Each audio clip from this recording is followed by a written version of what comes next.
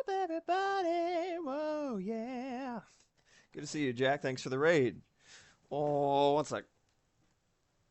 This was working just a moment ago. And now it will work again. Whop. How's your days going so far, everybody? You doing good? I'm doing pretty good. Oh, all things considered. Flipping this motherfucker upside down. It's blecking time. Let's give my iPad a little slapperoo. There it goes. It's back. Okay. Oh, I gotta organize my shit. But not right now. Got stuff to do. Alright. So maybe I'll continue. So I just embraced the no music just to make it a nice unified experience between VOD watchers and live viewers. It's Animating. What's up? Animating and Maximoff. All these fine peoples in my chatteroony. Okay, I'm gonna start a stopwatch. I'm very much taking it easy in terms of time challenges lately, but you know, might as well at least get a smidge of decorum. Also, it's fun. It's fun to see how quickly I can do shit. Boop, boop. Changing it so that I look a little less frightening, just a little. All right, kick. I might do more Hitmonlee. I've been on a Hitmonlee kick lately. I must remind myself that it is merely noon for you folks. That's true. What time is it for you? Like 2 or 3?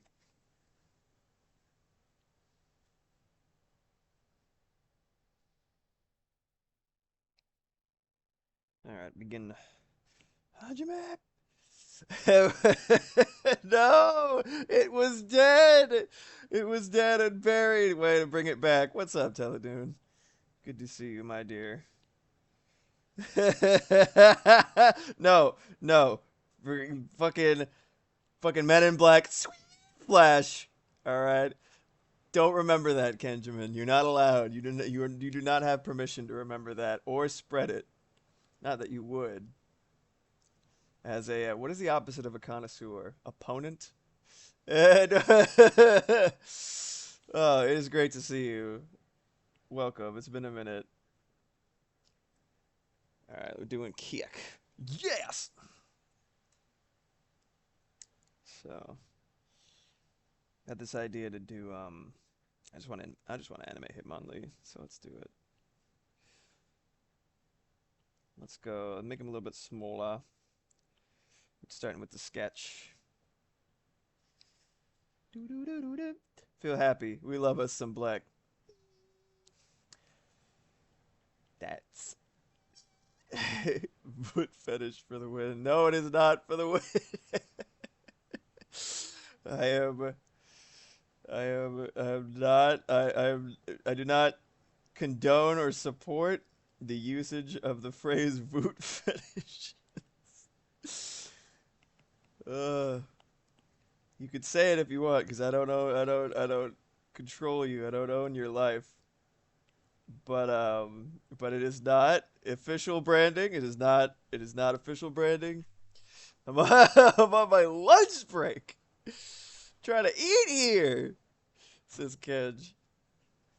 Oh, look at your cool little crown thing. We're number one.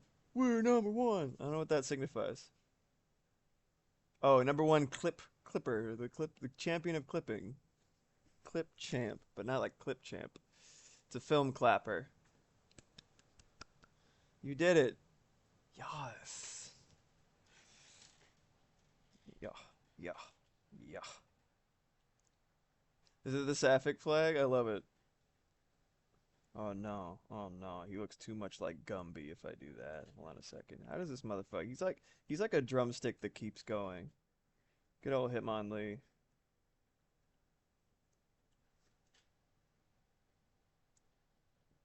Aww. Got that hami, you know what I mean? That martial arts stance, know what I mean? That hami, you know what I mean? That's what it's called in Japanese. That hami is when you have One foot facing forward, one foot facing sideways. I can't turn my wrist that way. There you go. Dukes up. When you put your dukes up, that's the stance is called hami. At least in Aikido, which I took for a little bit.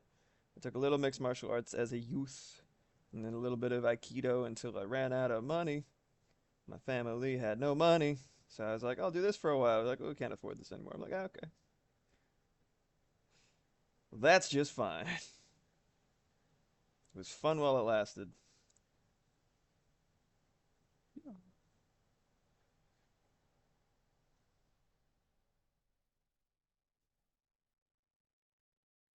just an angry little potato, an angry little drumstick. Yeah. Hold on a second. Gotta put my shit on Do Not Disturb mode real quick. Forgot that I have texts linked up to my iPad.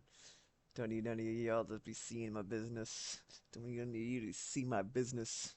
I'm a businessman, alright? Or something like that. A business them. It's not important. Alright, he's just a little guy. An angry potato. Yeah. Sugimori-san was really big about adding just like random thumbs to shit. It's like, you seen Licky Tongue's design? He's got like weird. He's got like weird little nub hands, and they just got thumbs. Like just a thumb. It's really odd. I don't know why he has thumbs. Maybe so he when he eats something, he's like, ah! What the fuck, man? It's weird. Yeah, yeah, yeah, yeah. Did 4. That'll work. Look at this little man. Hitmon Lee.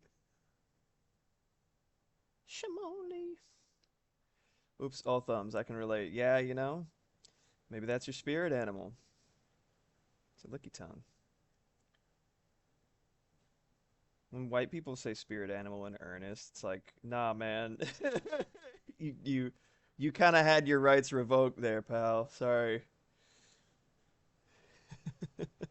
Just say persona. Just say persona. We all know that's what you really mean anyway.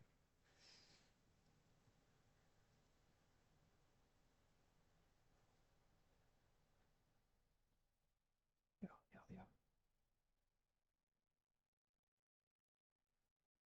yeah. All right, so that's a good sketch. I'm gonna go ahead and combine down and get this smaller. I'm actually gonna make the line smaller. I'm trying to get better at doing like I'm not forsaking my scratchy lines. I was watching a gardening video and it was like 5 tips to keep pests out of my garden. Kenjamin, oh, I cracked the code, Bleck. Assails them. Yeah. And if somebody steps to me, I will assails them. So it works. Come in with one of my very outrageously long elbows. Ew! And number 5 was pray to God for a bountiful harvest. That's what I imagine the face looking like from that many parentheses. Oh God. I'm sure that isn't incredibly insipid and irritating. If you have to list that in the tips, I don't know if like you found your right audience yet, weird lady. Because I would assume that they were already doing. They're like, oh, why didn't I think of that? Ah, blocked. I love your liberal usage of the block. It's so inspiring because it is great. It's one of the few pleasant things about the internet, social media and shit is the ability to just be like, oh, cool. I'm gonna put that in a box and put it anywhere but here. Not my problem anymore. First off, your god kicked y'all out of the garden for being naked. Right. Okay, wait, which god? Are we making burnt offering again? The Yahweh. The Yahweh. Hmm. You know which god. Yogurt. My only god is dairy. Hmm. I've been using Procreate Dreams a little bit for work stuff because I have to do I have to sync stuff with my sound, like a sound using animating things. So I'm finished chewing because apparently I can't think and chew at the same time. I'm that far gone. I'm so cooked. Like I'm using Procreate Dreams a little bit more, trying to get used to it.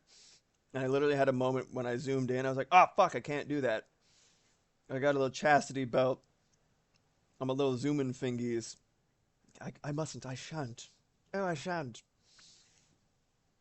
Because Procreate Dreams, as I have bitched about on numerous occasions, um, changes the resolution of your brushes depending on how zoomed in you are. Which means your line work will look completely different depending on how zoomed in you are. You know that thing that's like the point of digital art for a lot of in a lot of ways. But yeah, you can't zoom. Like you can zoom if you have a brush that's like mostly unaffected, but I tried a lot of my brushes, including the ones that are baked into Procreate, like the stock brushes, and they change so drastically from magnification to magnification that I'm just gonna stick in the default size when I go to the flip book, and I'm just gonna use that. I'm not gonna zoom in. Must be chaste. Like it's a nightmare. So when I was just zooming in to try to do this drawing a little bit better, I was like, oh fuck, again. So I don't have to do that right now because I'm on a good Procreate. I can't wait for them to do the theoretical update for Dreams 1.1, I think. Feels like 2.0 with all the shit that they're theoretically going to be adding that we need to actually use it. It's a shame too because I don't mind the interface. It's just there's a couple of things about it that make it like really difficult to justify using, but absolutely like necessary for the things that I'm working on. So it's like I'm kind of fucked. Jack Draws forgot to label my Dino Nuggies for like one day, and someone tore open the bag instead of using the resealable opening. No, I know. I actually know who it was, but that is not a conversation for stream, and it might not be who you expect. Hmm. Hmm. But it was not us. Okay. I will not. I will not. I will not call anybody out on stream. I'm no stool pigeon. I am not no bitch, no snitch, no. I don't know. I need more coffee if I want to rhyme more than 2 words. I am not sus, and how dare you? Banned. Immediately banned. Call me sus in my own dojo. Make a call out post on my twitter.com. Shadow the Hedgehog is a bitch ass motherfucker. No, you're not banned, Kenjamin. I could never ban Kenjamin. Well, maybe I would do it once for a bit and then immediately bring you back, which would be hilarious. And I do reserve that right, because the bit is paramount at all times. But Kenj is a day one, as they say. A ride or die, as they say. A day or die, as they say. A ride or day. Felicia Day, as they say. Kenj has bought $20 of Little Guys. He is unbannable. That's actually true. It's in the fine print in my Ko-fi. My coffee. I mean, I commit to the bit of respect, right? I knew you'd understand. Ban. and then resurrection.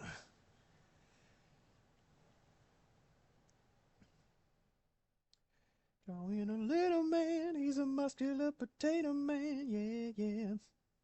He's gonna kick some shit.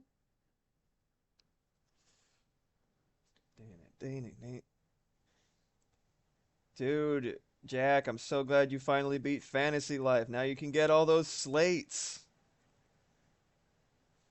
When when you beat shadow monsters or fight like cut down a luminous darkwood tree or shit like that as of recently, there's a chance to drop them. So you're wondering why all of us were so hype about like, yeah, fight the shadow monsters. Oh, that's why. Because the slates you get recipe. And now when we go into the groves, we can all enjoy the bounty. Woo! Quilted quick picker upper of all of them shadow monsters. It's great. That is the reason. So it means a monster house is practically like a dispenser. You just turn a crank and you just got a bunch of fucking slates. And it's gotten to the point where we're only missing like a few of the there's a lot of recipes you can only get through those means, and we're only missing a few. So it's just like, okay, out of these 30 slates, how many of these are gonna, okay, cool, they're all empty, great, love it, all right, all shit that I've seen before, love it, wow, wonderful, fantastic. They need to add some more ways to get specific things. It's not cool. It's not cool that I can just spend 50 Grove Sprouts and not get a single Dark Heart. That shit is not cool, man. It is not nice. It's not kind. It's rude. Waiting a little towards the ones you don't have would be nice. Yeah, or like a way to influence it. Like if you pay with a specific set of resources or something, like, oh, this increases the chance of or whatever the fuck, right? Like that'd be awesome. But as of yet, not a thing. Which is real poopy of them, in my humble opinion. Ooh. Who lives at a pineapple under the sea? Can you riddle me that, Batman?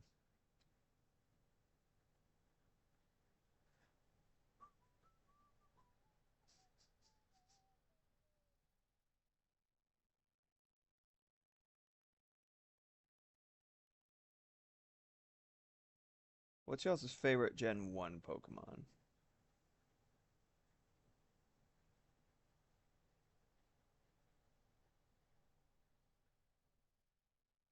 Use Celestia's gifts. Yeah, yeah, absolutely. Like, say it's an increasing cost of Celestia's gifts based on the year you can pick from a list of reasonable pulls for the boss room. Yeah. Gengar, good shit. I'm sure Mox agrees with you, because that's like her favorite Pokemon of all time. I owe you a doodle. I'm down. Did you doodle roulette that shit, my dude?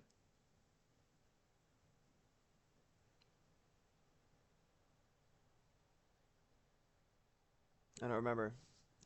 What was it? Are you lying to me? Are you a liar?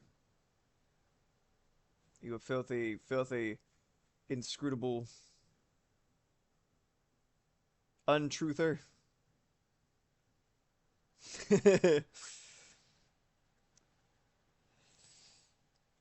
I'm really gullible. You really don't have to try hard to fool me. Untruther be I, you fucking liar. Get out of my chat, you liar. No, you're fine.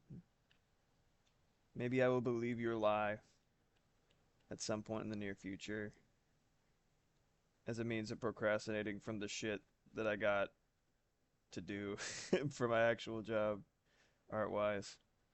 I was considering I was considering doing some commission stuff on stream, if only because it would make it so that like I could just spend more time that I'm already drawing on it to save like wrist strain and shit.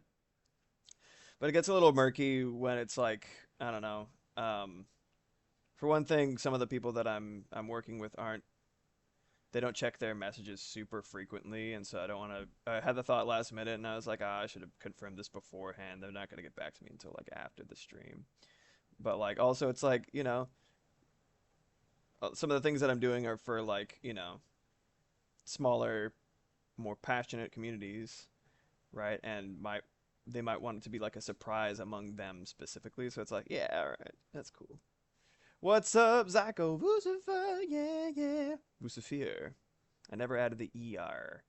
The IER. Just the ER. And I'm a fool. And I've let you down. And I'm sorry. But welcome. Good to see you. I'm drawing more Pokemans. Jack draws. I'm between Snorlax and Ditto. Fine choices. Top notch. We're talking about what our respective favorite first gen Pokemon are specifically. I said specifically like a couple of times, I think. I need more coffee. God damn it. I'm an addict, bro.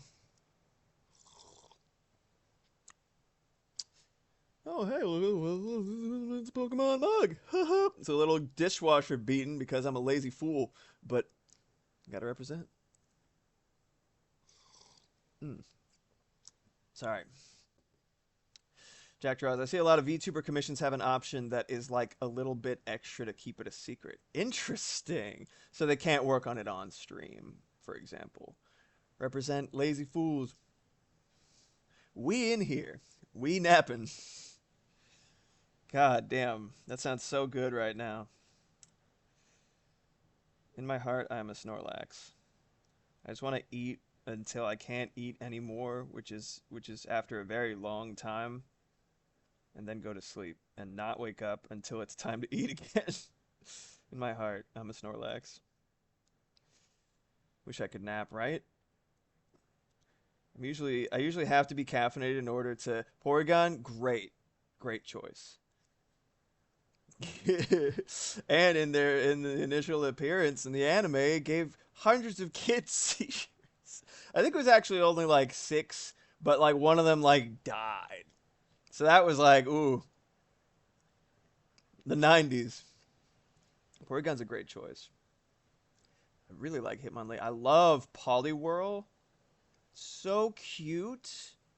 Love Poliwhirl. He's a good boy.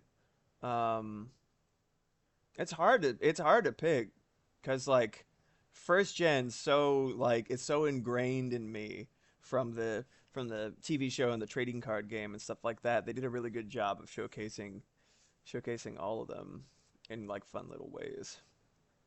So it's a little tough. Oh, my timer's still running. I'm a fool. Anyway, yeah, it's tough. I really like Hitmonlee. I've been like I kind of just like picked him up again. I was like, yeah, this guy fucking rules.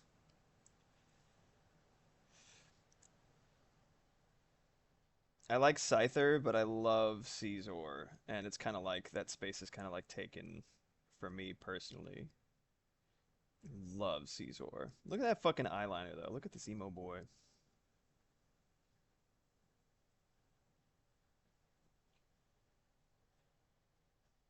I like both the Hitmons. I think I'm a big fan of large shoulders in designs, so it would make sense. Amon-chan. Dude, the parm. You gotta be kidding me! A different kind.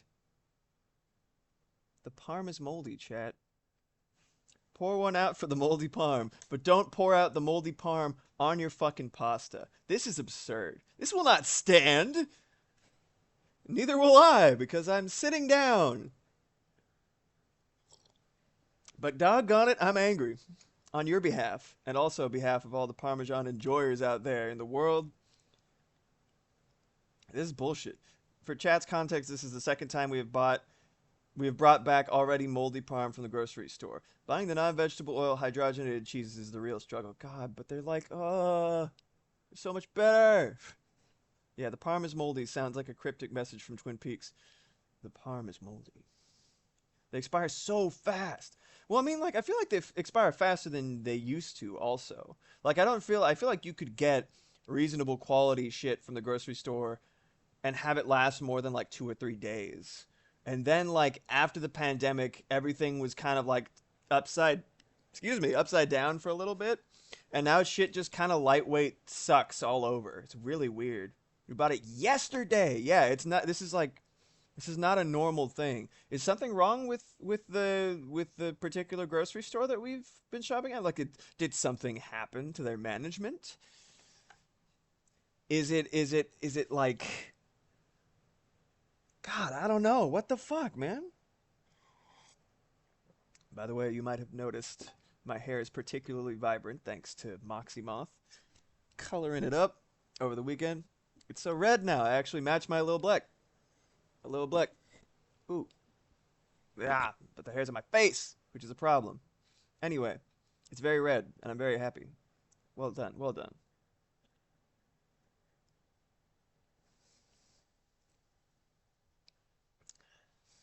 Wow. That's a big.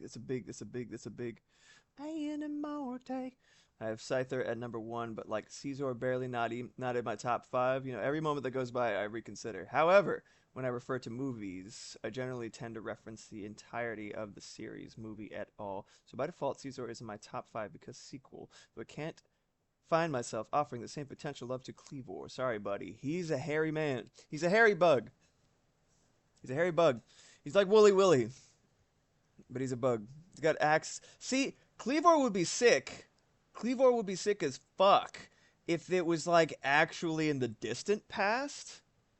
Like if he was like a Paradox Mon. You know what I mean? Like from Scarlet and Violet. That would make sense, wouldn't it? He's like, oh, he's the first bug to discover stone masonry.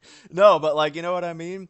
It feels very caveman coded, very Flintstones coded, and to see, you know, I don't know. I guess he's supposed to be like feudal Japan type, like one of them fundoshi wearing strong men from the historical animes. Jack Draws. IDK, what's up with it? But we may try another store. Groceries are also like $200 more than usual last time. What the hell? Thank you, Anima Orte. Yeah, yeah. I wonder if the place they store the parm itself has a high spore count. Hmm. I don't know. It's confusing and alarming. And bottom line, it keeps us from enjoying and eating cheese, which in and of itself is a crime punishable by death. That's my firm stance. Firm like the parm should be. Not inundated with mold. I'm taking too much fucking time. Taking too much fucking time, man. It's disgraceful. I'm a disgrace. Disgrace to myself. Jack Draws. They're like sealed containers from presumably different companies' factories. So IDK. Yeah, it sounds like it's a provider issue, like a you know. It's it's a damn shame. What it is. I ain't no cheese shipping or handling expert. Many of you know this about me by now. I am not that. Um, do wonder if the different brands just source their cheeses from the same producers. Yeah, like it's like that's what I was thinking. Maybe from the source, there's like an issue with parm production or shipment, something systemic. I don't know. I'm just glad this yogurt isn't moldy. I mean, more than yogurt should be. Hmm. Hmm. Cultures. Science.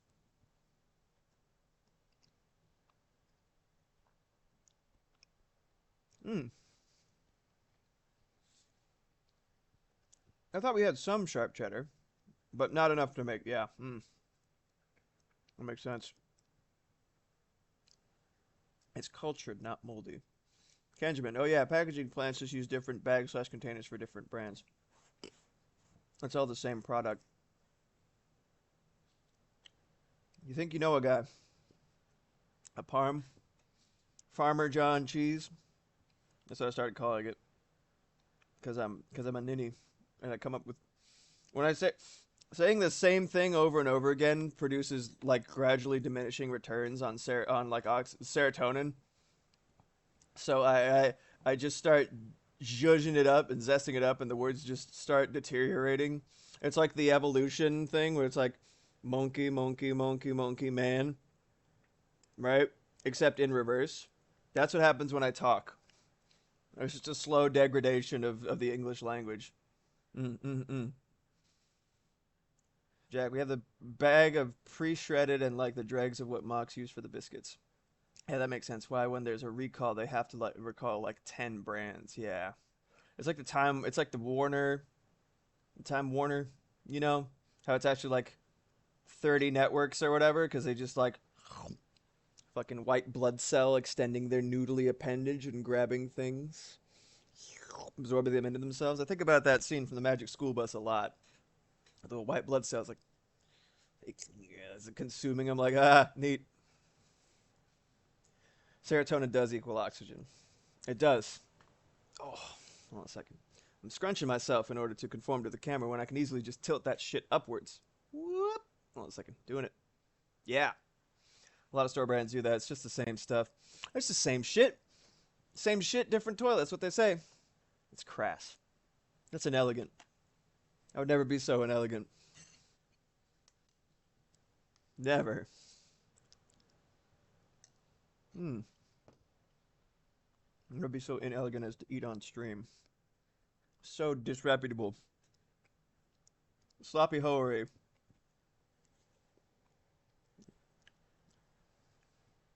Mm-mm-mm-mm-mm.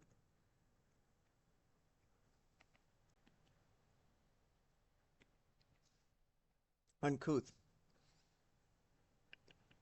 The old monocle. I learned that when I was a kid. You do the little thing like this, you know, with both hands. You have like a superhero mask. You do it just one monocle. Hmm. So fancy.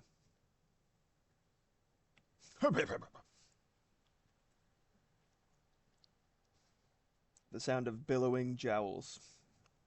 You can hear them in the distance when you're being uncouth. What was that? A parliament of fancy gentlemen come to beat me for my sins?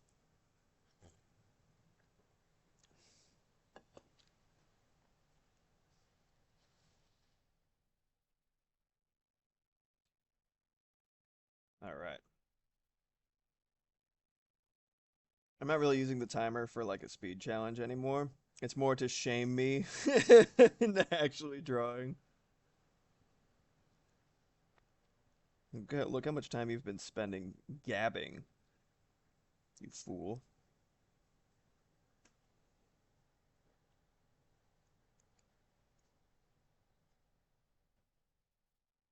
I think in the official artwork and in general, Homie has like actual like full accordion legs as opposed to just like the lines that I'm drawing real quick. The gift of the gab is a blessing. It's a blessing and a curse. It's a blessing for you if you're a streamer and a curse for everyone else when you're not streaming. It just doesn't stop. I've never known how to shut the fuck up. So we weaponize it. I'm spending way too much fucking time being precious with these little dudes, man. All these little dudes.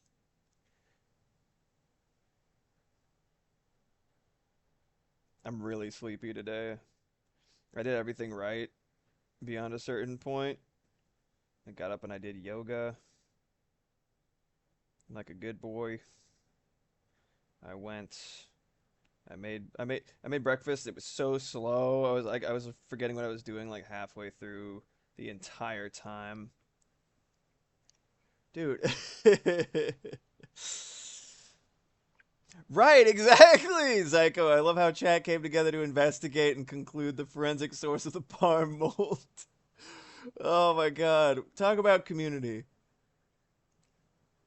Kenjamin, you kissed the Blarney Stone clearly. Listen, a lady doesn't kiss and tell. Okay, so if I did, you'll never know, probably, unless I'm feeling particularly saucy.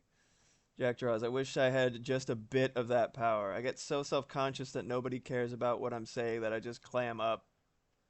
It's easy to do, but also, yeah. Yeah, Psycho, that should qualify for an award or something. Nobel Peace Prize. I know, right? I keep calling them. I'm like, guess who did yoga this morning? They're like, stop. Go do something worthwhile. Fucking Nobel Peace Prize committee. The audacity. I did yoga in the morning. Doing it in general is pretty incredible. Especially when you're built like a fucking piece of driftwood like I am. About as flexible, too. It's terrible. I spent too much time like scrunching into a little shrimperoo. Sir, this is a Wendy's. Yo, I wish it'd be cool if there was a Wendy's in the Nobel Peace Prize committee's like break room. What am I even fucking talking about? I'm so tired, bro. It doesn't matter. I'm here, and you're here, and you have to listen or leave. Don't. You know that you'll miss me when I'm gone. When I'm gone, you're gonna miss me when I'm gone. By my walk, by my talk, etc., and so on.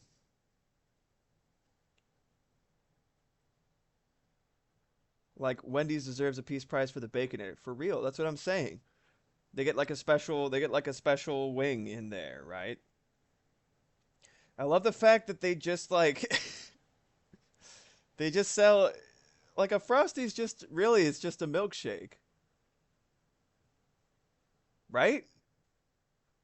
Like the texture's a little different, but is it really different enough to give it a different name? It's closer to a milkshake than a McFlurry. So like, but I have this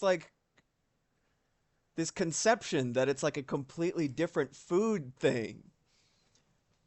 You know, it's like what feels special. Yeah, like it's fine, but like there's like a whole ad campaign where it's like it's not a solid or a liquid, it's a sock. It's like, bitch, that's a milkshake. It's been around forever. Slurpee versus Icy. Yeah, yeah, exactly. Some sort of shaved ice product, but not shave ice. You see, capitalism's weird. It's really weird. Spin it differently. It's good. You just marketing, man. That's just a milkshake. No, it's a frosty. Yeah, but isn't that just a milkshake? Loads gun. It's a fucking frosty. I'm telling you, bro. Miss me with that shit. I love frosties. They're delicious. Wendy's is just good. I miss it. I used to live.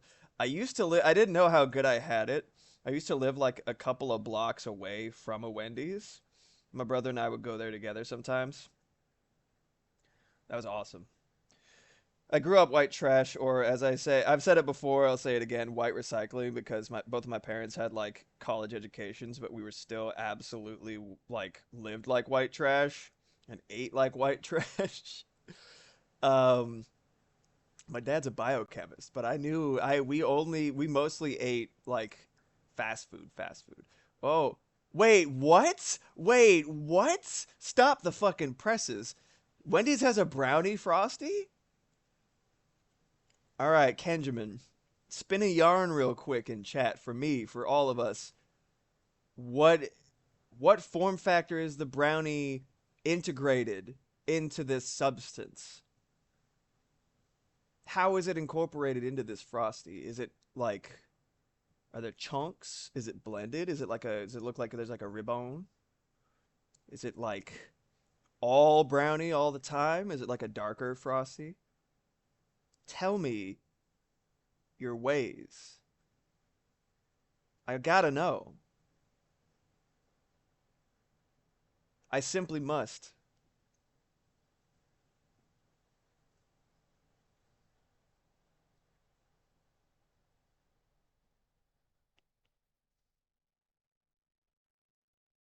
Check it. It's brownie chunks mixed into the regular Frosty with an extra chocolate syrup. Mm, that does sound really good. That sounds incredible, actually. That's awesome. Well, that's a word to the wise, my man. Thank you. I'm really curious now. Oh God, I can't even see the onion skin because the color is mismatched. There we go. Oof, much better. It sounds really good. Um, they had like what was it called? It's like called like a gastropub burger or some shit a while back, and I was like, this is delicious. It's really really good. It's like pleasantly surprised, you know. You gotta leave it to Wendy's.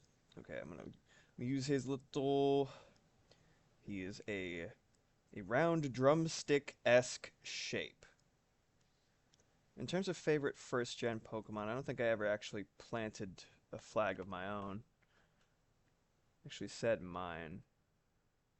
In this moment,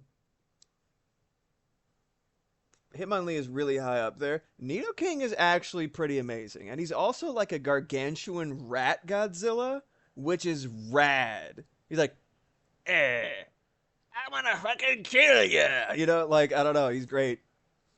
He's really good. Um, Raichu's pretty cute. I don't know.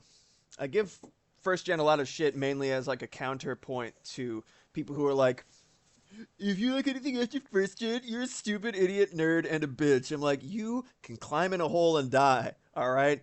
I'm a character designer, bitch. I know what I'm talking about. I like Pokemon. I like all Pokemon. Not all of them, but like as in like every generation has something to offer. That's what I'm saying. We see the same shit every mainline Pokemon game. You get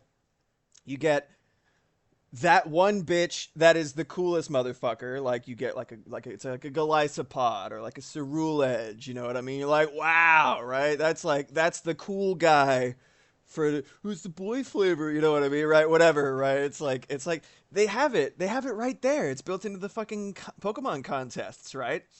It's like you get beauty, cool, cute. Right? It's just those factors are the things they lead with for Pokemon designs. And there's one motherfucker who fits who's like the top of the charts for each of those every generation. It's just about like some of them are more complicated, some of them are more simple, some of them are cuter, some of them are cooler. I mean, you can't say like there are no good Pokemon after first. It's like you just don't play it. You don't play it. It's fine. Just say you don't play it. It's fine. Not to say that one thing is better than the other. It's different. All right. Things can be different. Asshole.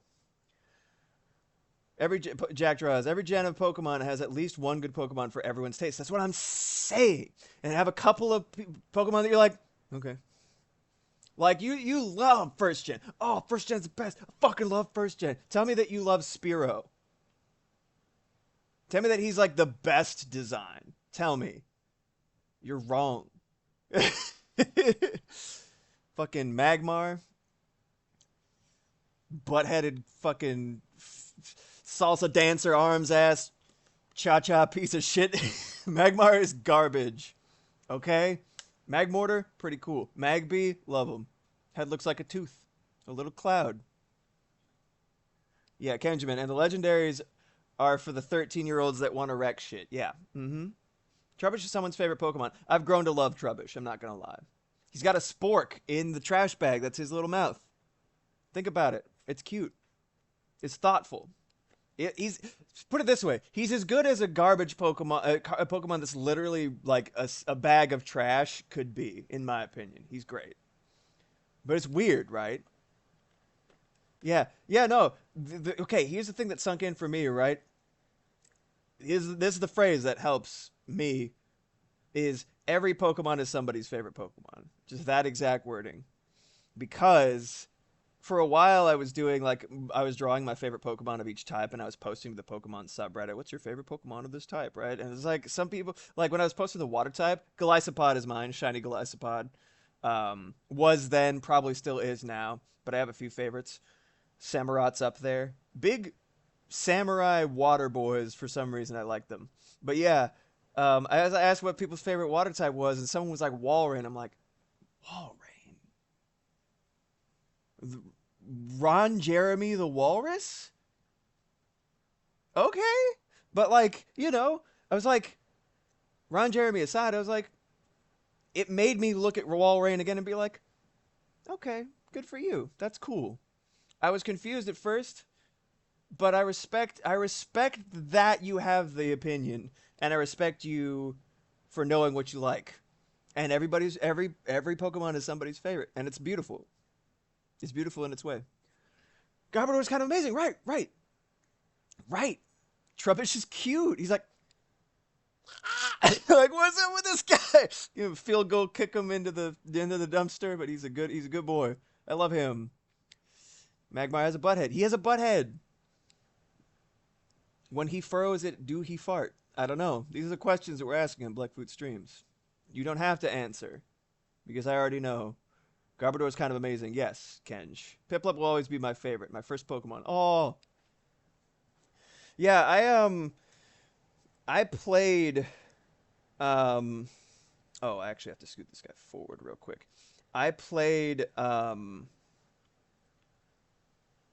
Blue first when I was younger, but I didn't really play it very long because my deep-rooted attention issues did not accommodate that much reading.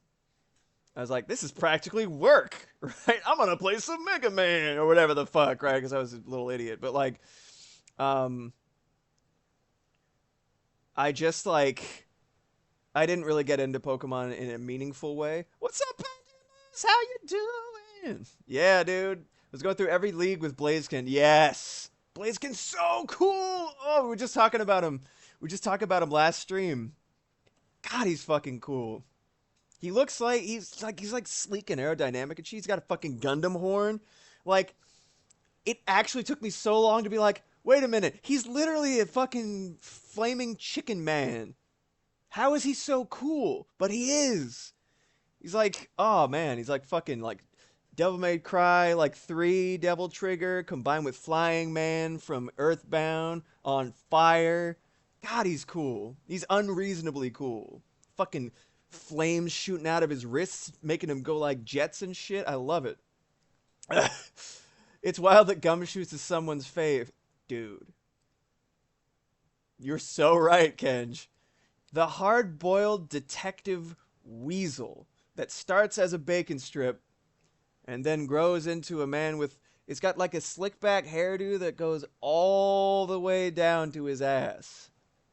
He's like... I'm like, ew! he, he, he looks like he's going to do psychological harm to me. Like an alley or something. Love his kick-based moves, too. God damn, so cool. Blaze kick? Mm. And then Mega Blaziken's sick as fuck, too. Good to see you, Pandemos. How you doing, by the way, man? I'm supposed to be drawing. This is supposed to be a speed challenge. It's been an hour, and I've drawn like 2 frames.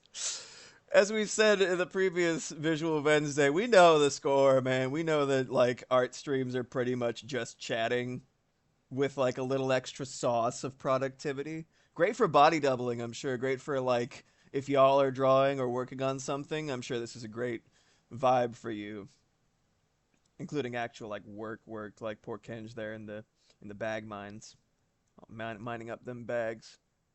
Yap stream plus maybe some art. Every art stream that I've seen, and people with like thousands of followers or whatever, it's just they're there, they got their shit open, and they're mostly just yapping.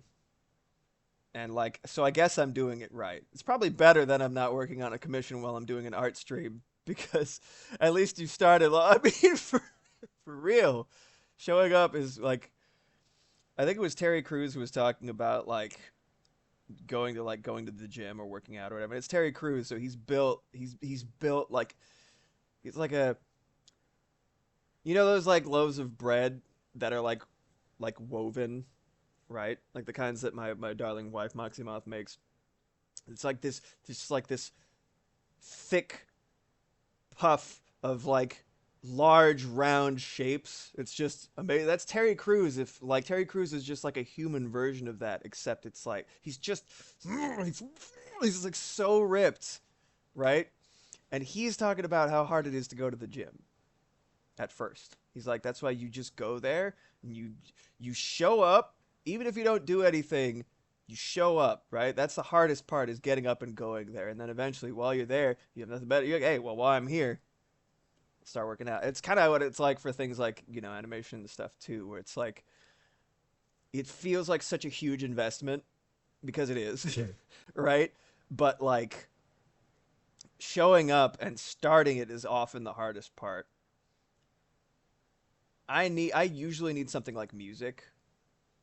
Um right now I'm kind of trying it without because I started not being apparently my tricks did not work to get the music playing past couple of streams, and then people were like, "I kind of like this." I'm like, "All right, I make enough noise as is," and the VOD watchers have been doing the. Anybody who's watching a VOD is it's been like this the entire time. So hey, if this is a good sleep aid, maybe. I've been told I have a soothing aura by people who work with me in person back in the day when I actually worked places in person. Um, so yeah, maybe that carries over. I don't know. Whoa. Arm goes back. Let's do that.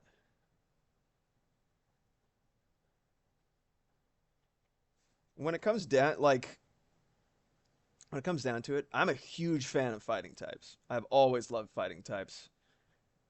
Probably from mainly stemming from my love for Super Sentai and like Tokusatsu and shit, right? Like I grew up on Power Rangers. I ate that shit up. Big Bad Beetleborgs, bro. I had so many toys as a kid. I love entities that have helmets, humanoid shapes. It's basic. I wonder if that is one of the things that starts people along the path towards object head. Thoughts, chat. When you have like a identifiable human figure, say like in spandex or whatever, in armor, Mega Man, Kamen Rider, Power Rangers, Mighty Morphin Power Rangers, Beetleborgs and shit, you know what I mean? But like, it's identifiably human, but it has like an inhuman head, aerodynamic capacities in some ways. Yeah, that's what I'm saying, right? My friends tell me I have healing energy, says Jack Draws. That's great. That's great.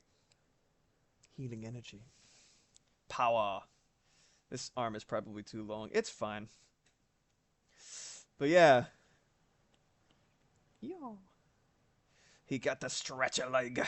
Oh, he got the stretchy leg. Like Dalzim. You'll go for it. But yeah, I wonder if starting along the, like the sort of Power Rangers and adjacent media promotes like it's like a nice like the pathway from there to object head character designer and stuff like that. I wonder if there's something to that. Or in my case, right, it's like whatever my flavor of like neurodivergent or like crazy, whatever you want to call it, is, right? The sort of feeling almost abstract as a rule, or feeling surreal in and of yourself throughout your humanity. There's something kind of nebulous or vague about it, right? You don't necessarily 100% relate to your body, except in an intellectual sense, you know that it's you.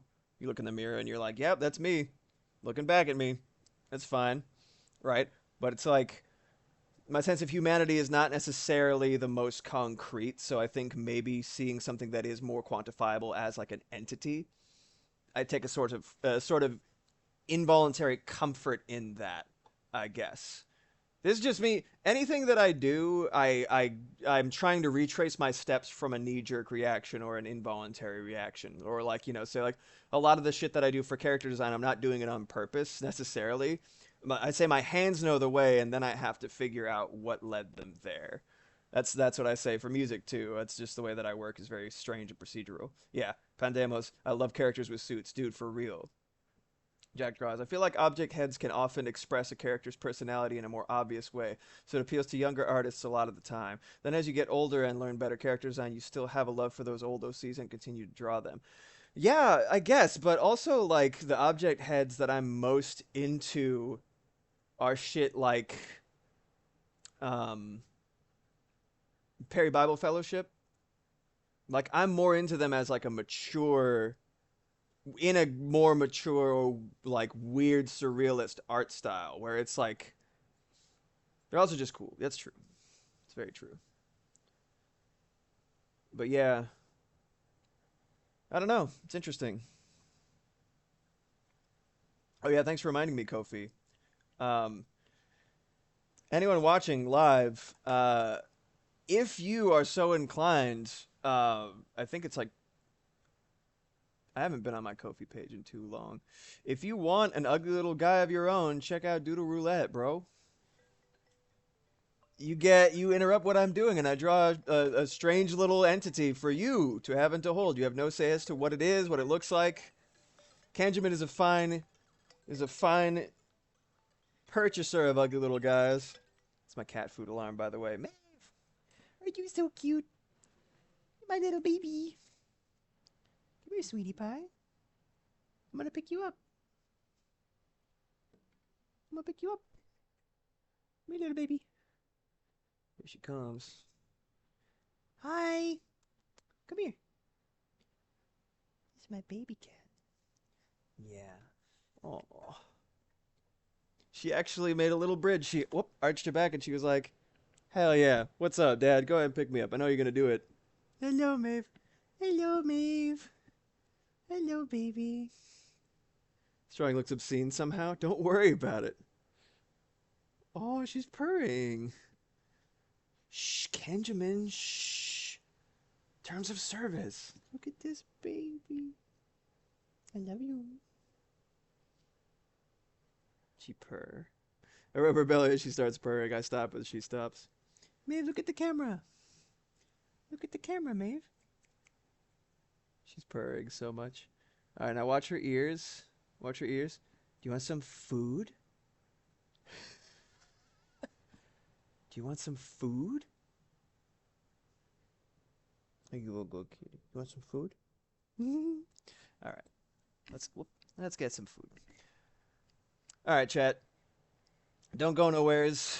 I will be right back after I feed my little baby cat. Yeah, she's the best, dude. Maeve's in the chat for little Maeve. Maeve's in the chat. Hold on a second. I don't know if y'all still have access to it. Maeve's in the chat. There we go. Amazing. All right. I will see you soon. Take care of yourselves, but don't go away because I'll be right back. Bye. BRB.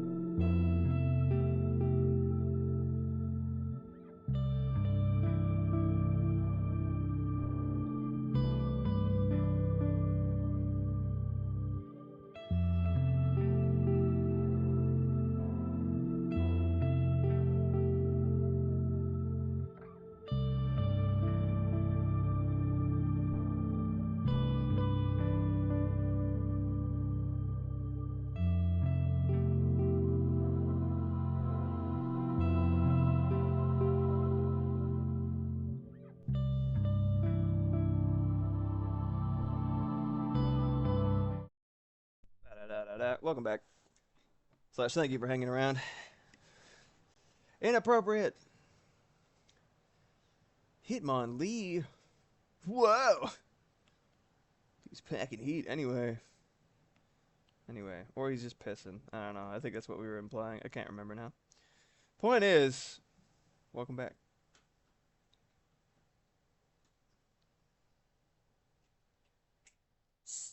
What is Maeve doing over there? Hey! She waited until I started streaming. I'm gonna throw things at you. Little tissue, little harmless things, but things nonetheless. Look how cute you motherfucker.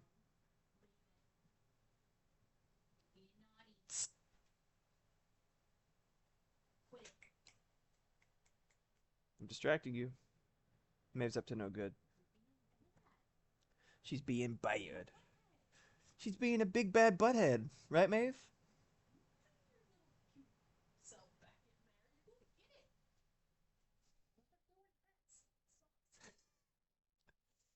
Dude, every time I leave this fucking room, I start sneezing.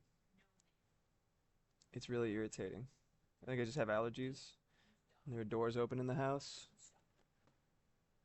And apparently I need filtrated air. By the way, good idea, Jack, to use channel points to unlock a Maeve. Y'all could probably do that as well if you are so inclined. Probably have enough.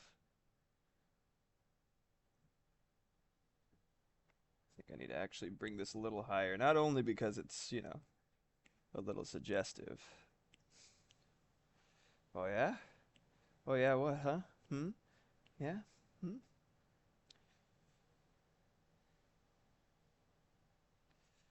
It's like all the stuff you're gonna add to the Discord. Oh,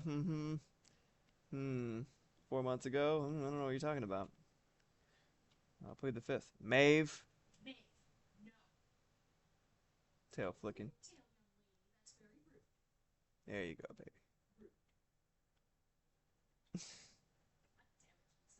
She's so cute. How can you stay? How can you stay like strong and resolute?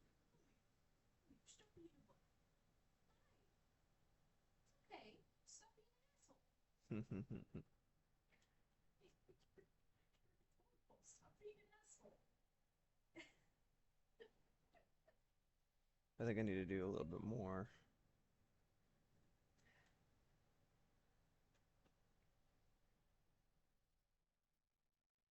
Yeah. Oh.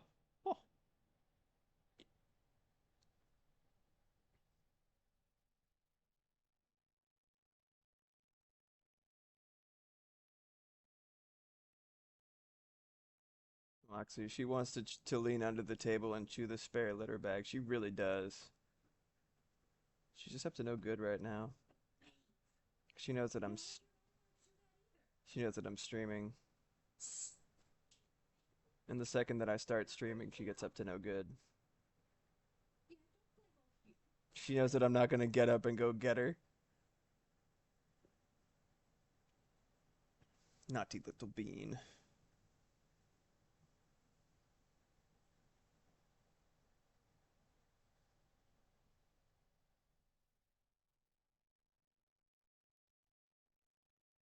Now she's clawing the pillow she's not supposed to claw. Yeah. I think she's finally getting defeated. She's slowing down her rampage. Good old Maeve. Such a pain in the ass. I love her so much. She's the tiniest little guy.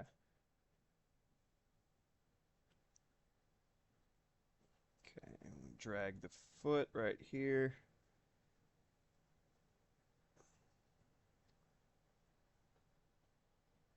Foot like so.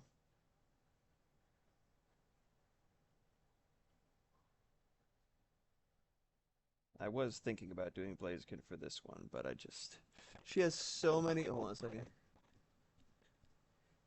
She has so many things in here to claw, chew, and play with. By the way, she's just being a butthead on the like 3 things she's not allowed to do. Yeah. Yep. Yeah, just to set the record straight, we have many things for the cat to stimulate her little brain on, and she's just choosing all the ones she's not allowed to. Because she's just a little kid.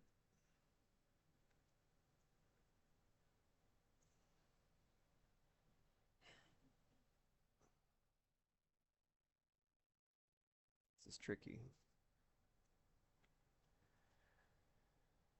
Anything involving legs is tricky, I found. Benjamin. Yeah, I always have to out sass B. Kittens only speak sass. That's true.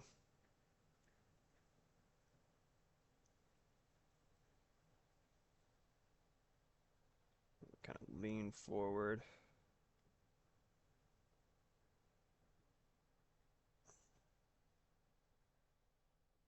Kind of drag into place. I've been really, I've been really trying to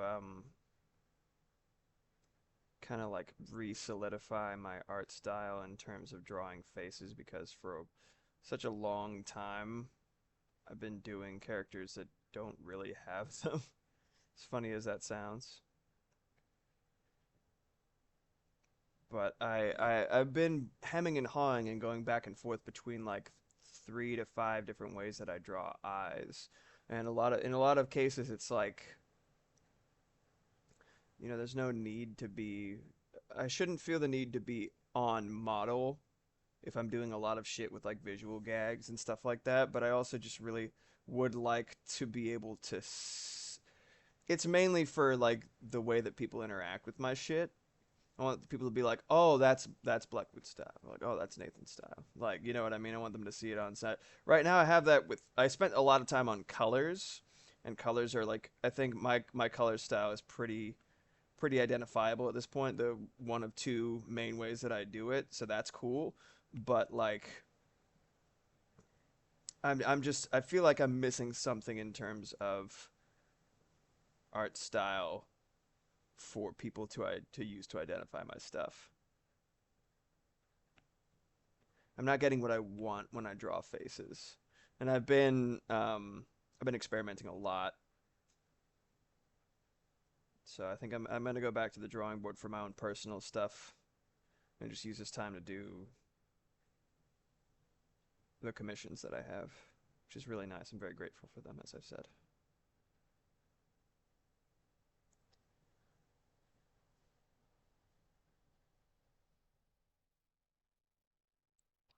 So this arm goes down,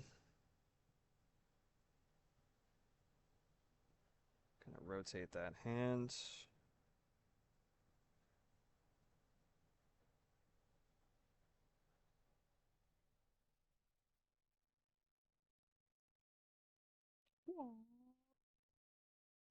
Y'all watch kung fu movies?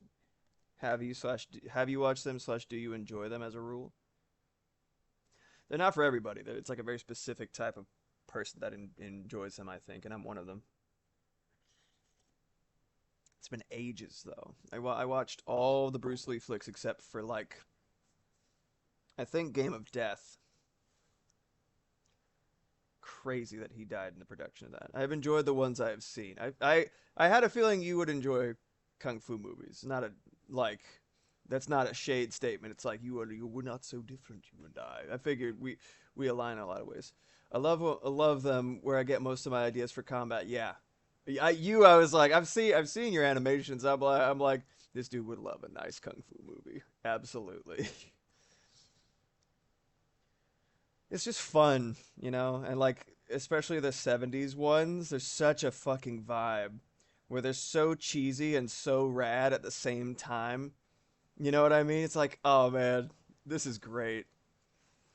Like the flying guillotine. Oh, and the dude with the stretchy arms that inspired Dulcie. He's just like waggling them. I'm like, this shit is so dumb. I love it. Ugh. It's so good. I wonder if it's like the same type of person loves kung fu movies. It's just like probably one of the reasons that I'm drawn to them so hard is because I grew up on like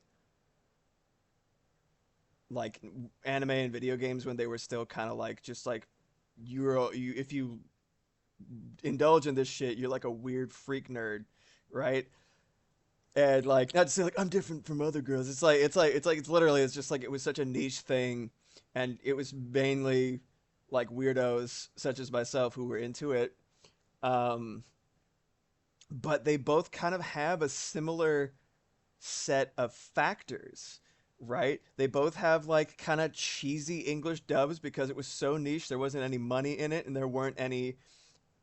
there weren't people in it, so they just got whoever they could to do voices and shit for it. The people who were just like, sure, I need money really, really badly. I'll take the $5 to do this one line. You know what I mean, right? Like it's like they both had like shitty dubs usually. They both had very interesting combat focused choreography and presentation, and they both had just this aura or vibe that was just like so specific and unique to each respective art form, right? You're like, whoa, this is something. So this is really specific. I'm really into this. So I guess the commonalities or factors. It's no surprise if you're into old school, if you were into anime back in the day, or you into old school video games and shit like that, or you're like, oh, kung fu movies, wonderful. I don't know. That's just me. That's the reasoning that I can understand it by.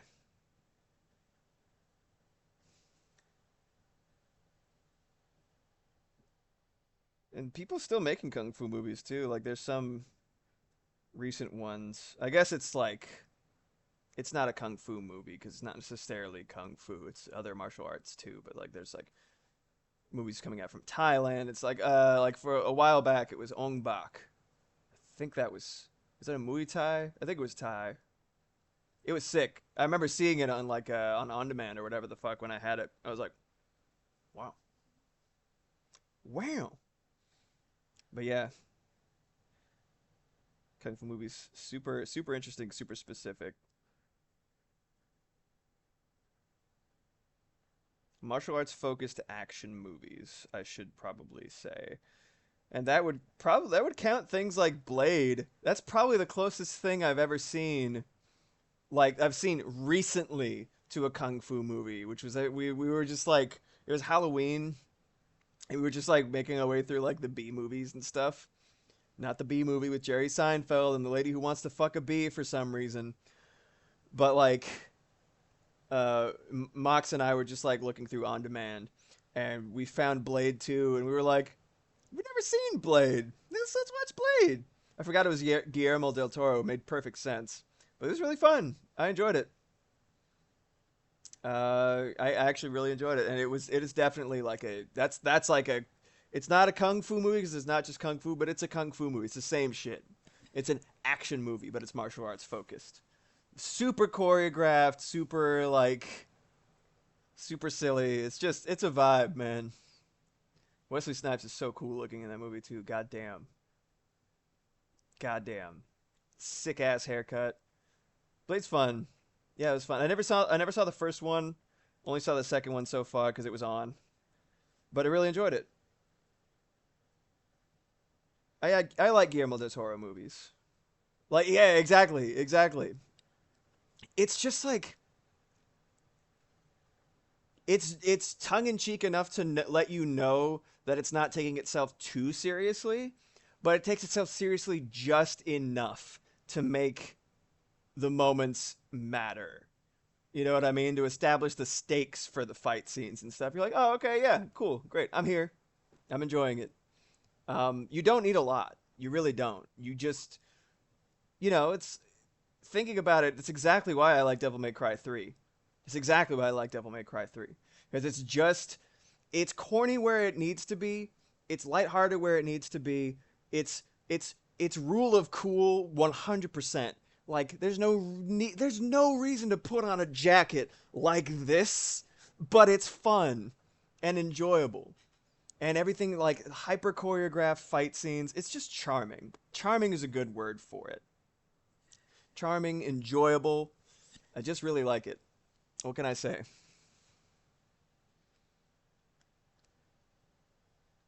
But like, yeah, I realizing it's Devil May Cry 3 is kind of a convergence of everything that I just mentioned from kung fu movies to like old school, video games and just like I think the voice acting is like it is exactly what it should be for DMC3. Cuz like, it's a little silly in times, but like the characters that are more serious, they perform their lines really really well. It's just like it's an anime. It's an anime. It just happens to be with more realistic looking people, like Metal Gear. It's weird. You start to see like the commonalities between a lot of your favorite shit when you start like talking about the factors of them. You're like, oh, okay. I did not know that about myself and my interests. Okay, and I have his little fingies. It's really funny. I feel like I've got so much better at drawing hands. I get better at drawing hands the more I have to animate them because it's a very specific way that they move, and it's way easier to understand when it's in motion than if it's static, unless you're literally looking at your hand to reference it. You know what I mean? Or someone's actual hand. It's like, oh yeah, you know, you could start with bigger shapes and then you get more intricate. I think it's good to start with cartoonier proportions, and then as you get more familiar with like how they move and where they are in relation to the body, good to start kind of branching out, getting smaller, getting more specific.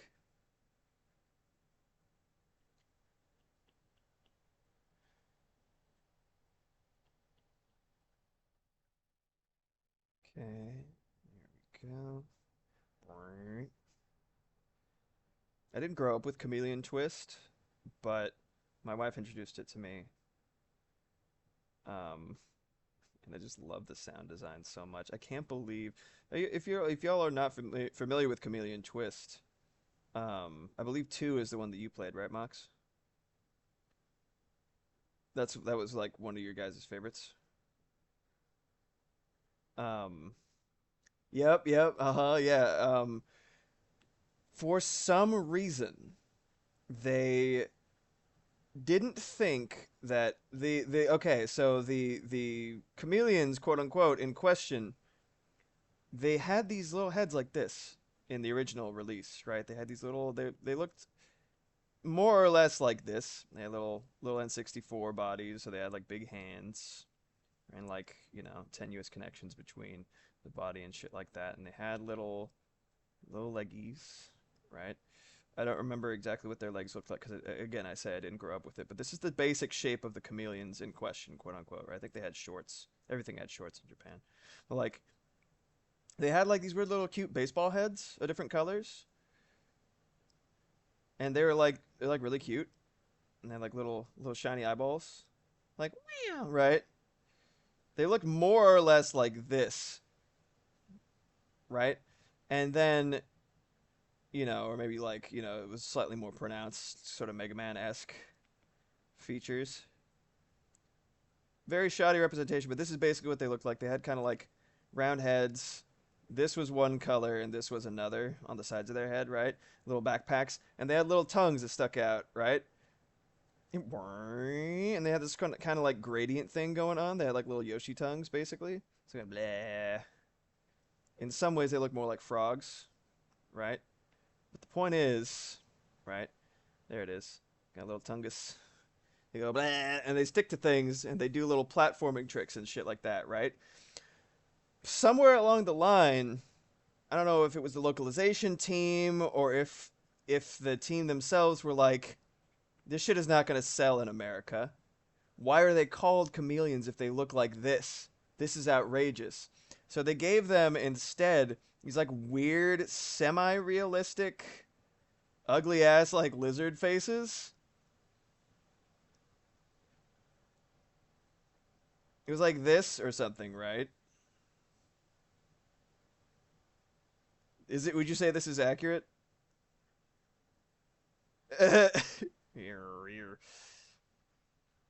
Is this a fair approximation, Box? Blah.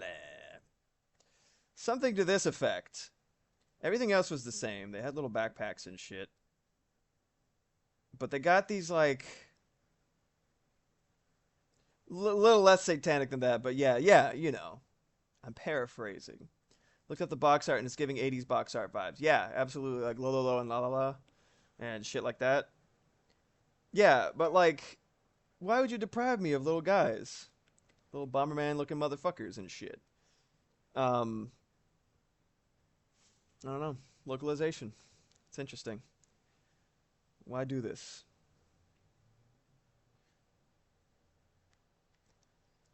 So I'm going to have him kind of lean forward on his foot. I'm going to keep this foot in exactly the same place, and eventually I'm going to rotate it.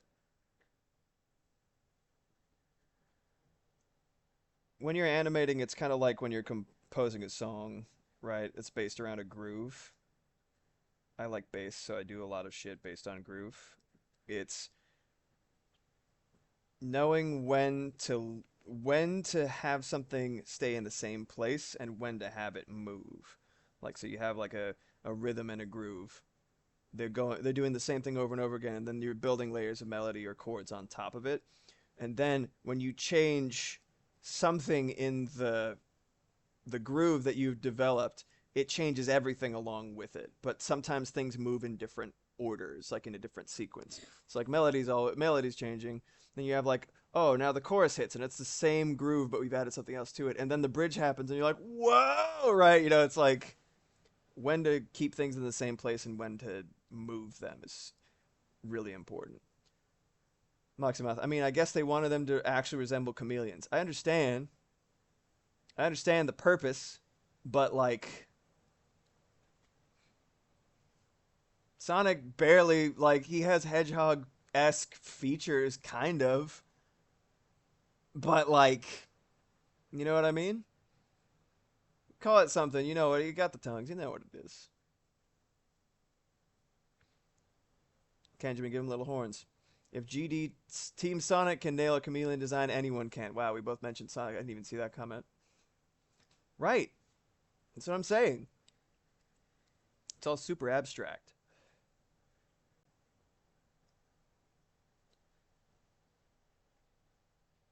He's doing a little creepy dance.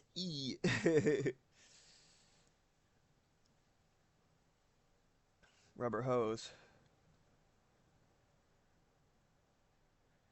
Somebody has to have made a joke about like the rubber hose style, but spelled HOES, like Betty Boop. It's kind of funny.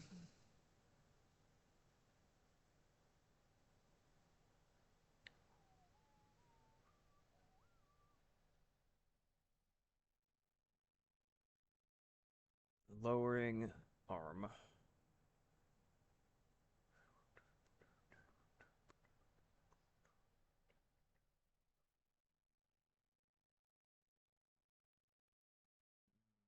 2, 3, 4.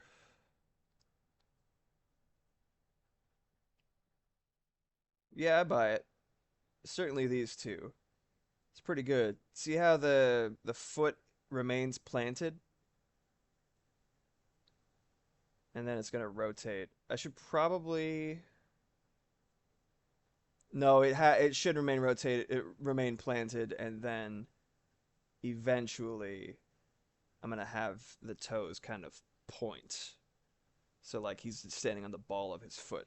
This is actually the one of the reasons that I'm most grateful for having taken martial arts is just so I have a basic understanding of the mechanisms involved with the human body to get a kick off the ground or anything like that, right? Like having that in you physically and knowing what steps your body takes in order to do it. Like not to say I was ever good at like spin kicking or jump kick or anything like that, but like I know what steps to take, which means I can make good keyframes.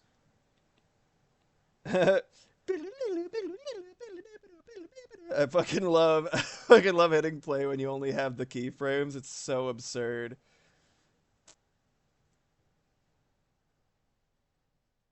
Okay.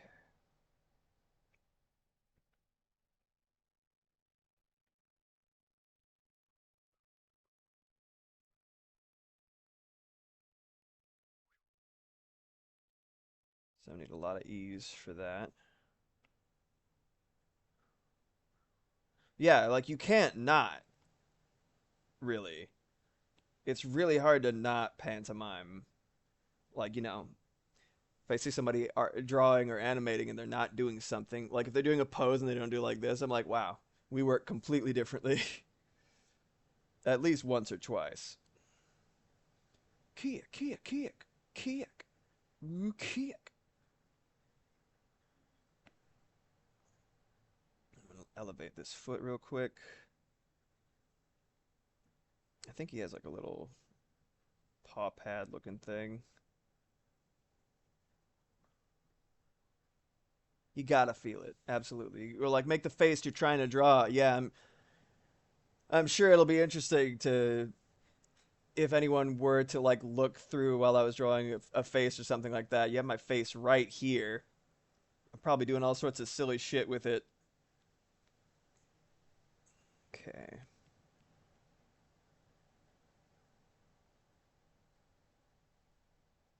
Let's find the halfway point first.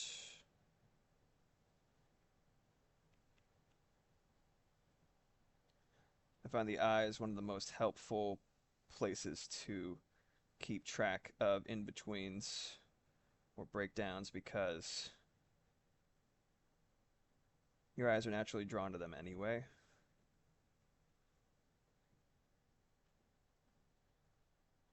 I'm gonna have to draw what he's kicking at some point. Like a pot or something, I'm assuming. That's what I've been thinking.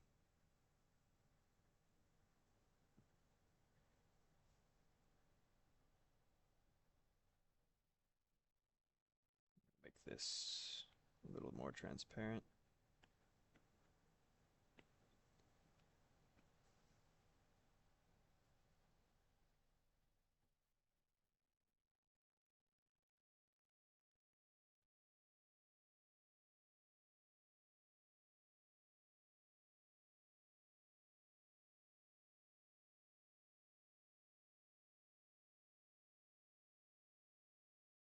Shit.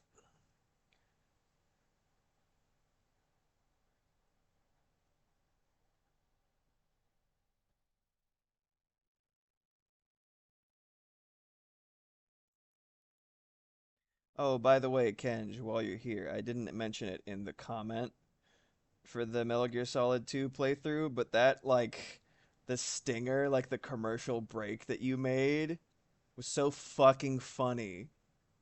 Like, it's such a nice touch if you're gonna be doing pause shit like that. It was so fucking funny. So compliments to the chef. Max and I were laughing about it.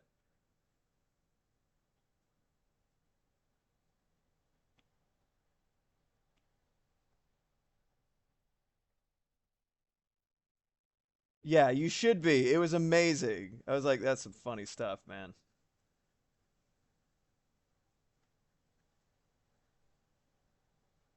Ooga booga.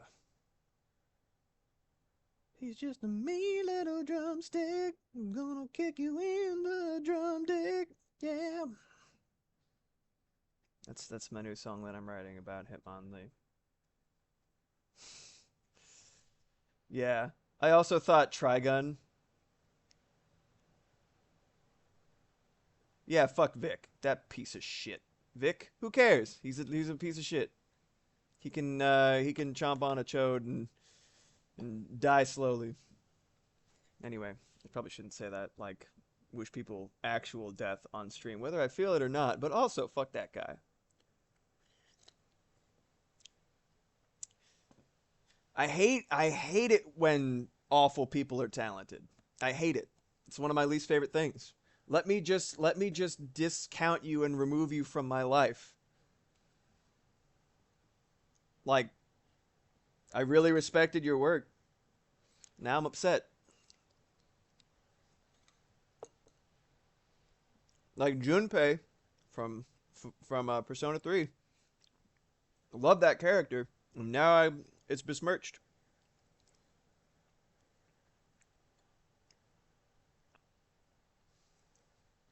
People suck sometimes, man. That's universal truth.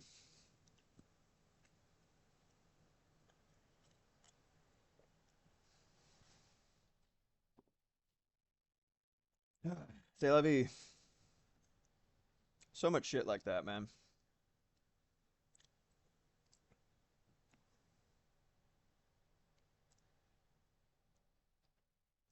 Mm-hmm.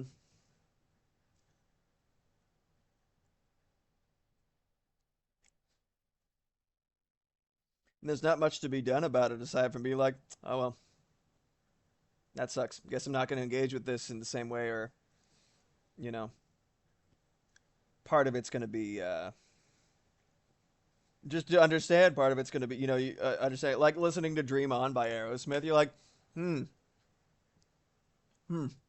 Sure is impossible to unknow that this man purchased a child, to fucking to be his wife, quote unquote. Ew, bro. The fuck, Benjamin. Like, it's one thing to look back on a person and realize they were of their time, but when they are in their time and they are shitlords, it's a different vibe altogether. Yeah, and there's something to be. I mean, some people, some people don't know how to, like, they don't know the timeline that the world took. You know what I mean? The assumption that the rules that you have come to know for how to interact with or refer to your fellow human being apply retroactively. As in, like, well, they should have known. It's like, oh, really? Would have? So you're telling me you would have been this progressive in the 1920s? You know what I mean? That's not to say, and that's not to say that there weren't progressive people in the past and they shouldn't be celebrated or respected. But it's to say, like, you know certain words or turns of phrases. It's like I think that word should be used. Do you think these words should be used now? Obviously not. Fuck no. Right? But, like, to condemn somebody or a piece of media for having used a common vernacular can be kind of silly or strange to me. You know what I mean? It's like, on one hand, I don't blame you. It's like, I don't want to have to hear any of this shit, right? It's like, okay, just like don't read shit from before a certain year, then probably. But, like, on the other hand, it's like knowing and understanding something historically, right? It's unfortunate. Sometimes shit's gonna come up. You're like, wow, this sure was from this time, right? But, like, I don't know. I like a good example of somebody who was, like, really cool and progressive for their time while still and made, like, amazing art in equal measure is bless you, Rod Serling from the Twilight Zone.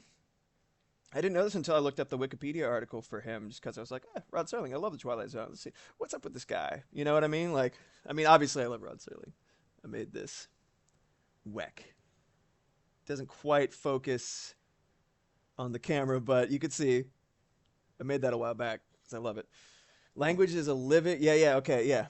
And Ken, yeah, Jimmy Page really ruined Zeppelin for me. I don't blame you. Da-da-da. Yeah, language is a living thing. It means different things at different times. Very well said. Beautifully put. Yeah, but yeah, apparently, I'm gonna just just do the full TikTok voice. I'm gonna start so many sentences with apparently, but yeah, apparently Rod Serling had the moniker, the nickname, the angry young man of Hollywood, because he was so adamant about civil rights.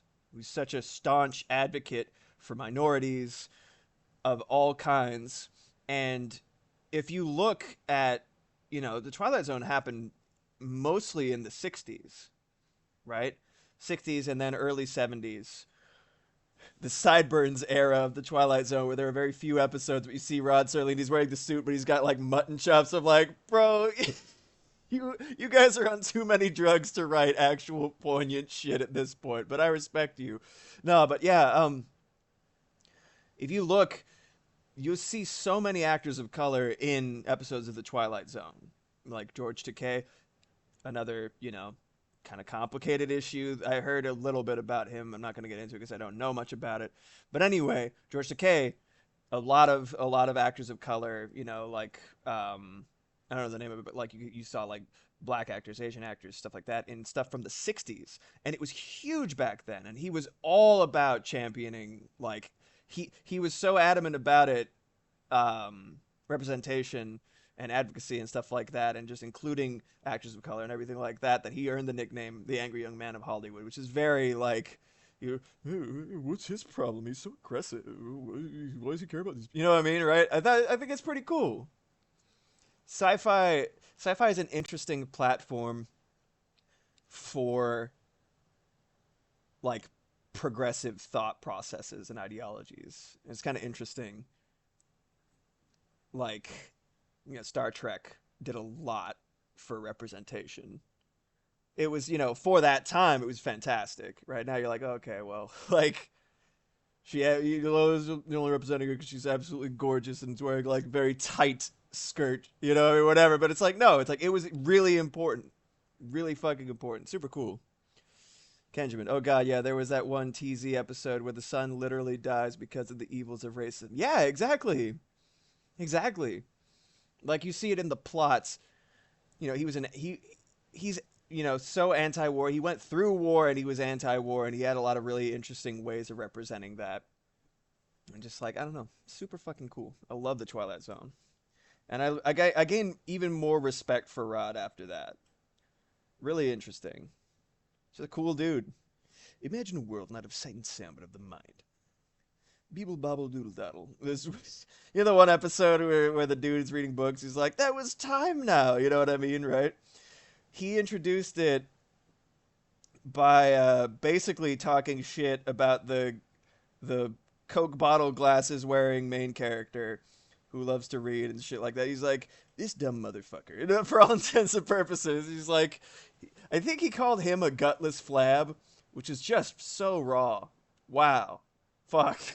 What a thing to call somebody. But yeah, he's like, here we have Mr. Henry Bemis. And then I jokingly said, what a dork. And Mox and I cracked up, and we literally started saying that so frequently that Moxie's younger brother thought that it was actually part of the monologue.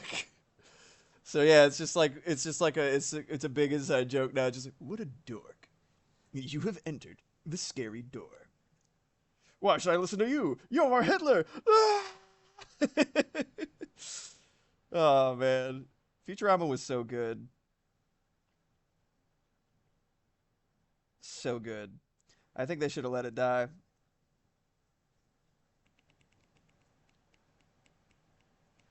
Personally, I think the Robot Devil episode, the one that they ended that final season on, when theoretically, I think they really put their heart and soul into it, and it felt like a really good finale. Um, and every time they brought it back, there was like a loss of quality. Like when there's a chemical or electrical reaction, there is some kind of loss. There's energy that goes out of it, right? From its starting point to the. But, like, I feel like that happened with Futurama. It's like every time they brought it back, something was lost in exchange for its living. And it was just like, dude, a lot of shows needed to die. I've said it before. And I believe we're on the same page through most of chat, where it's like, shout out to shit that's finite, dude. I love shit that like has an ending. I love shit that just like stops. And like, just like something that goes on forever, I feel like is in its conception like flawed, at least in terms of a narrative, in terms of like, I mean, like anything, I guess it depends on the form factor, and it depends on like the intention. Like if it's meant to be lighthearted and silly, I guess like you could just go as long as possible. But shit with a plot, shit with a narrative that has no end in sight and is kind of meant to go on forever, I don't particularly like that. I think you should have an end in mind.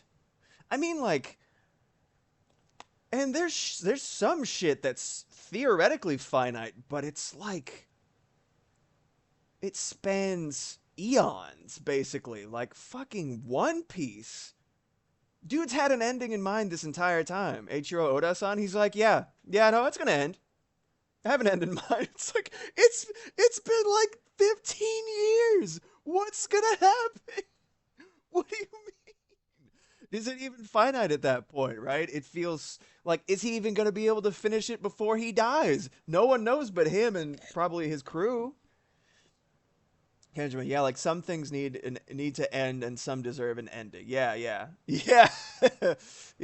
I know Venture Brothers took forever to produce, but damn, they deserved a better ending. I never saw it. Wasn't it the movie that was like trying to kind of like mop up loose ends, and that was kind of all that they had the capacity to do in the context of the movie?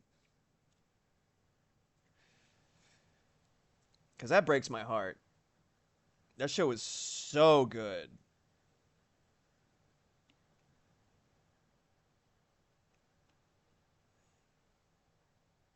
It's not in the right spot. I think down just a little bit.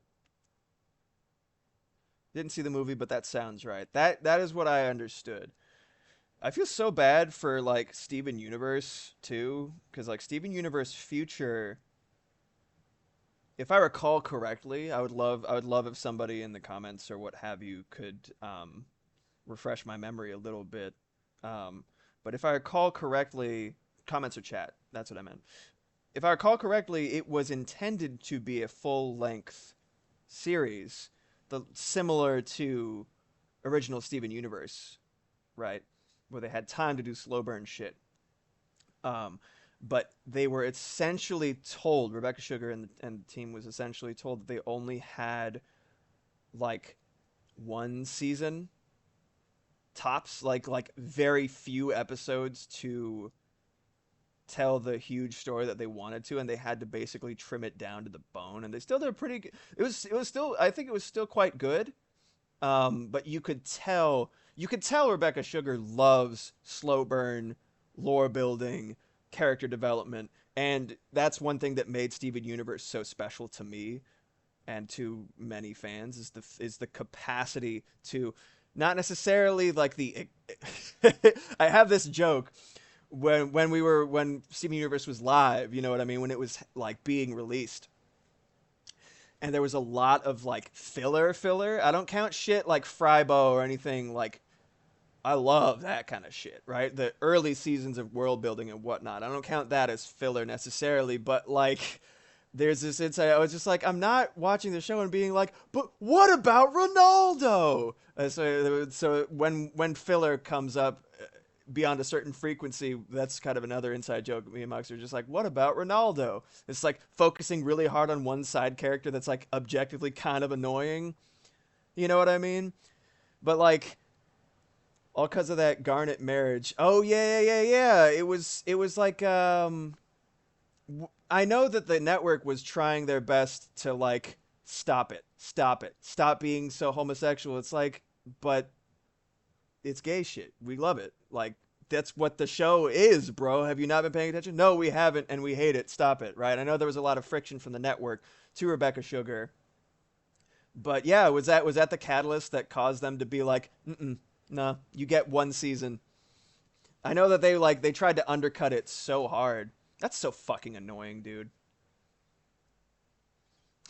Fucking, you hear about Russia like being like, gay shit on my Cartoon Network? No, I can't do it. No, I can't do it. Let's put a mustache on Ruby. We gotta put a mustache on somebody.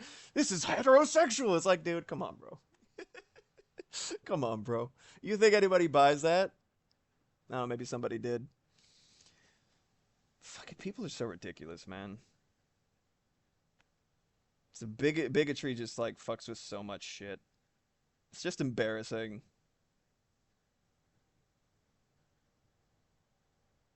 I don't get it. But again, you can't put it past, just like we were talking about, like, sometimes people just suck.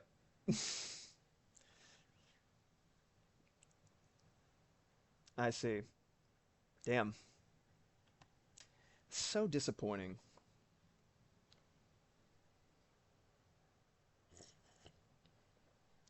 so disappointing. And it's interesting, right? You know, it's like you end up getting used to, I don't know. I guess the internet and the culture surrounding it makes it really easy to find, you know, like-minded people, and it's really easy to end up in like, you know, echo chambers for good or for bad, right? Where it's like, my group of people that have, you know, I think they have their head on their shoulders correctly, and we're all sort of on the same page. You forget like the world is a very different place sometimes, right? And it's not necessarily it's not necessarily the friendliest, and maybe you get used to we're creatures of context and creatures of feedback, right? And we are pack animals. We love, developing little communities, and like we're village creatures, right? We're creatures of small, close knit communities. We're creatures of tribes, and it's like it becomes your whole world, and you get this idea of how things are supposed to be and how things are, right? And then like you're like, oh, it's it's different out there. Whatever direction you lean towards, it's very, you know, you end up the world ends up being surprising in different ways, and it's just like, damn, dude, it's very interesting. Kenjamin, China is wild. Steph got really into a popular C drama that is based on a massively popular Don May series, Boys Love. Oh yeah, yeah. I forgot Don May. Uh huh. And censorship has entered the chat. I'm assuming.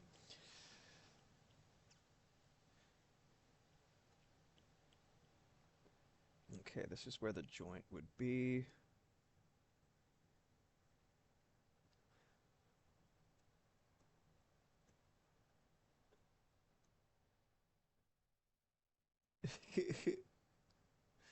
She then read the books to get all the good gay shit to see how the books differ. Yep. Mm-hmm. I just find it weird when you get something. Well, I mean, I guess it's not that weird because time and time again we have seen that anything that is any large entity that is aiming for making a shit ton of money does not care, like they don't care to read the finer points of the source material. They see numbers as potential to make more numbers, and they approve projects without looking at I'm just like, it's just weird to me. Like Rebecca Sugar, like and Steven Universe, I love for their boldness in queer representation where there really wasn't any, like beyond, like there wasn't the capacity for it. And for like network prudishness and puritanism and stuff like that, right? I love it, right? But like that's a stat that makes I don't think they necessarily by design. I don't think Rebecca Sugar was, like put it up front, was like, yeah, we're aiming to be progressive and have a lot of representation. It's like like she was like, launch it. You know what I mean, right? Like it was a purposeful move, and I love it.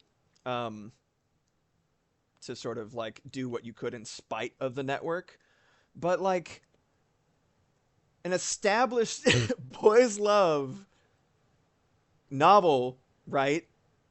You know what it is. Why would you produce it? Like, why would you go forward with it? It's like from the right out the gate, you know what it is like not something that your censorship laws would approve of. So you're like, no, we can release it and just make a shit ton of money while sanitizing all of the finer points. Is that what the fuck? I don't get it. I don't get it. Why greenlight it? I'm thinking too much from an artist's perspective. I don't know.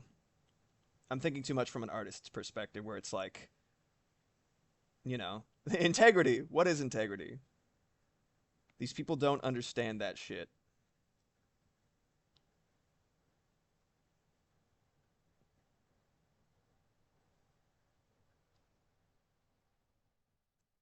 Now she's devouring all the Danmei books she could get her hands on. Real Fujoshi hours. Let's go.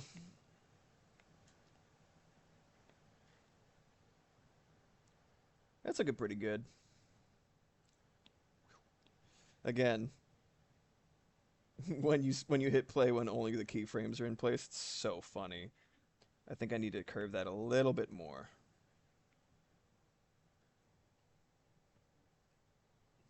I don't know, man.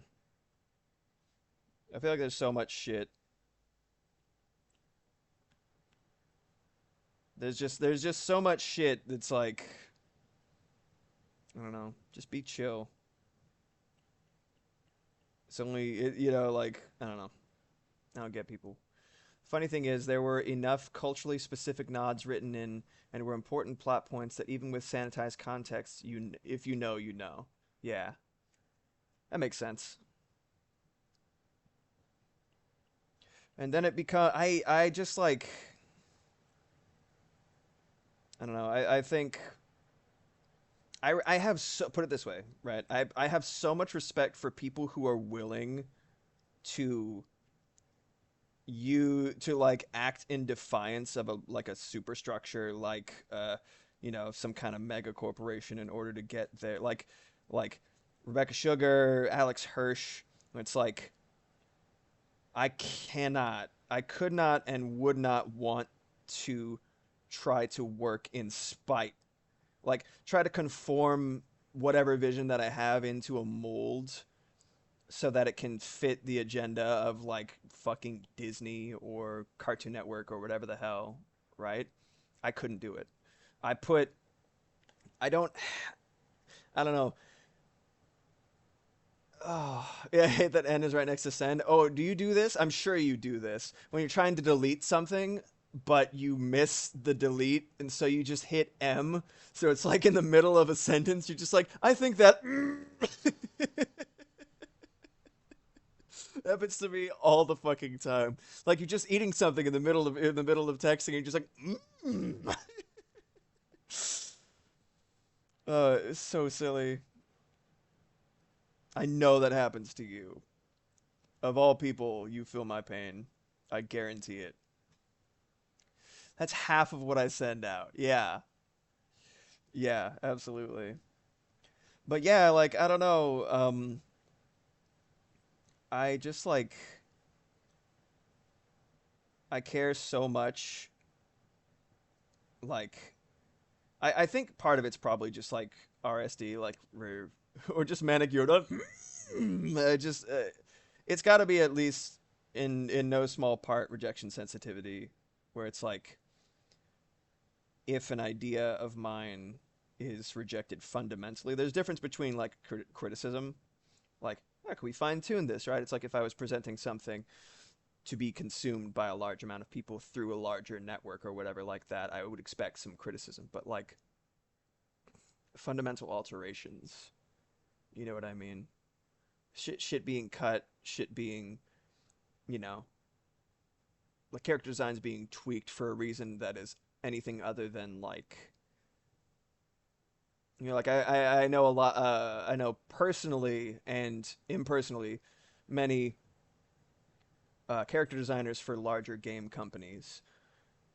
Anytime you see like a super generic contrived character get marched out in a AAA game, know that it was once probably interesting and was beaten into shape by corporate overlords meddling, because that's what I hear multiple times, like time after time. It's like, like there's, like character designer, like just making like a cool human character. It's like, more blonde, bigger tits, less clothes, ship it. You know what I mean? It's like, yeah, but nope. I'm the boss. I have the monies. You know what I mean? It's like, There's so much shit that's like don't I never blame the devs or the artists these days if I feel like a decision was questionable and they marched it. It's really easy to do because you're shooting the messenger. You're like, oh, you were responsible for this art. You did this. It's like, yeah, well, I tried. It's frustrating, man.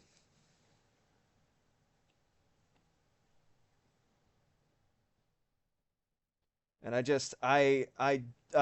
don't actually have the fortitude emotionally or mentally to persevere through that, through a sort of not perversion but like a sanitation of my art or like anything like that. And it's not to sound pretentious, it's to sound like a little baby boy, like a little sensitive baby boy. It's like I can't take that, you know? This shit's important to me. Indie or bust, man. I'm telling you. Like for me personally, I can't do it. I attach and affix way too much of my individuality and my personality to the shit that I make to compromise it. So I really respect people who are able to do. They're like, if I want to achieve something in the scale that I desire, I'm gonna have to make a deal with the devil basically and try to dance around him. Right? I respect that so much. I can't do it. I would not be able to. Kenjamin, it amazes me that Aloy isn't more sexualized in the games. Like, good on you, Gorilla. I agree. I agree. All the fucking pissy whiner baby boys that are just like, why does she have peach fuzz? This isn't a mask. It's like, dude, look. I know this might be a stretch for you, but look at a human woman in person. Try not to like, I don't know, like just combust on the spot. Human being, like look at yourself, your arms where the hair isn't even visible probably, right? There's a layer of you idiot. It's so fucking irritating. Women aren't allowed, like, just buy a fucking real doll. Like that's what you want anyway. These people are not interested in actual humanity. And with the advent of various technologies, it's becoming more and more apparent that people are not interested in you have people who are not interested in the human element and people who are interested in the human element on either side, right? And it's like, yeah, Kanchman, haha, yeah, they're really telling on themselves that they have never been close to a woman. Exactly. Well, I mean, they're also probably the type that'd be like, why don't you shave? Like literally just dip yourself in Nair. I don't want to see any follicles aside from on your head. There's a type of like weird toxic people that do not deserve the company of women. It's really strange, man.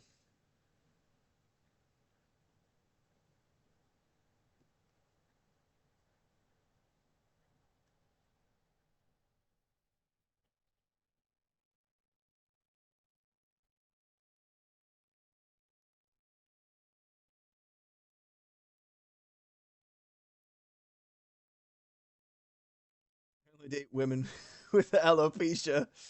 No, because that means there's something wrong with them, right? She needs to be perfect and also my mom and also like just an orifice for me personally. She needs to not talk and she needs to make food and she needs to somehow be everything and nothing at the same time. Ugh, it's wacky shit, man. I guess I don't know what toxic nerds are into anymore. Me neither, and I think it's nice, isn't it? It's like you unpoison the watering hole of your soul. It's really like being, you know, We call that bang mommy made in the biz. Oh, oh man. Yeah, man, I don't know. It's really weird being raised like a nerdy white guy, because you end up like really fixating on your special interests, and there's a lot of things that are pandering to demographics that are yours specifically. And there's just like there's so much shit. You could be good intentioned, but like it's really difficult. Like the hardest part is kind of just unlearning all of the shit that has been imposed on you over time. It's like a kind of erosion or poisoning of your soul. And I just like it's just a very very like cold way to digest the world, and it's really really it's a difficult set of patterns to get your mind out of. Even if you're on like the softer edge or not on the fringe cases of like, whatever viewpoints or ideals you subscribe to, it's like there's a lot of if you don't talk to anybody who's different from you, you're going to end up with a lot of really weird ideas. And it's just like really it's so beneficial to you and the human race in a small way or a large way depending on your level, your sphere of influence and your level of influence, like to just listen to people. Just listen to people, for God's sake. And it's okay to make mistakes. It's okay to like to falter and to, do things because of the patterns that you were engrossed in growing up, but it's more important to know what you did and why it was wrong and how to learn from it. You know what I mean? Like take your mistake. I've said it before. Take your mistakes seriously and listen to people.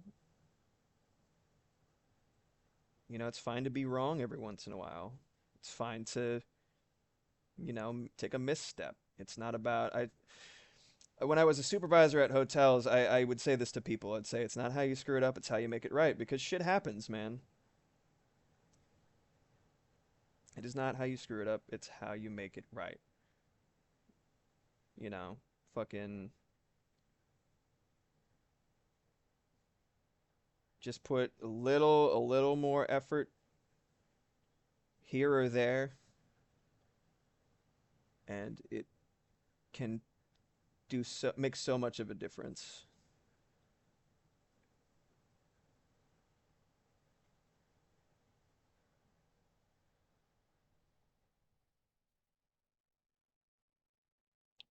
Works in progress, man. I think that's probably one thing.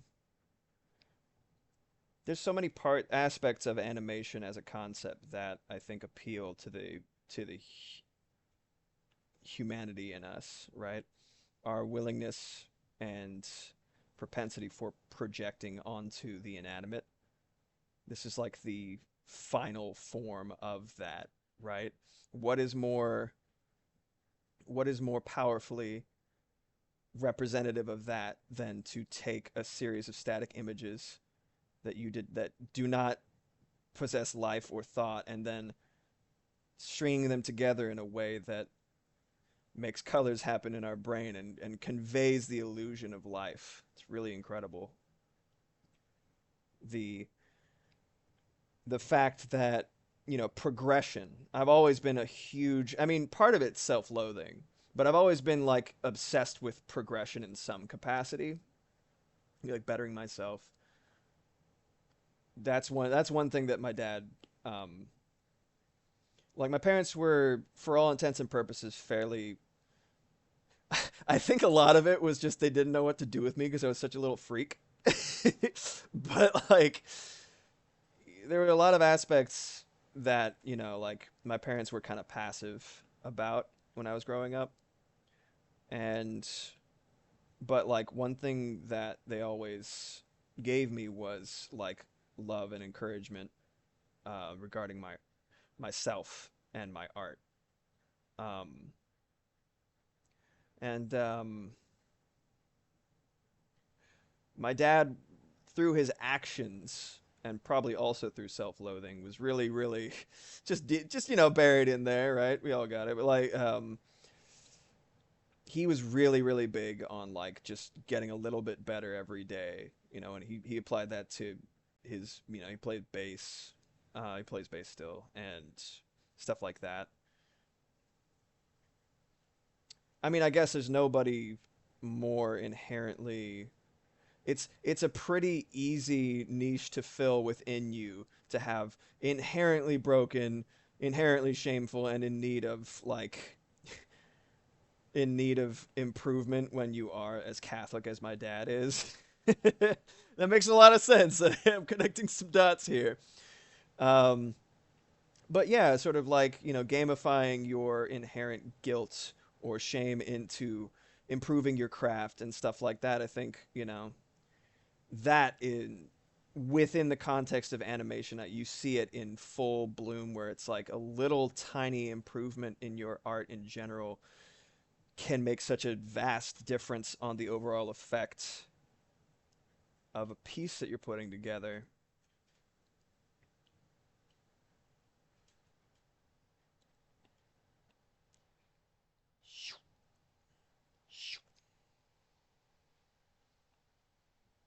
And there's a lot of boxes checked in terms of, his leg is getting a little bit too high right there. I have too many sections there. No, I just need to adjust where it is. Anyway, let me just do this real quick.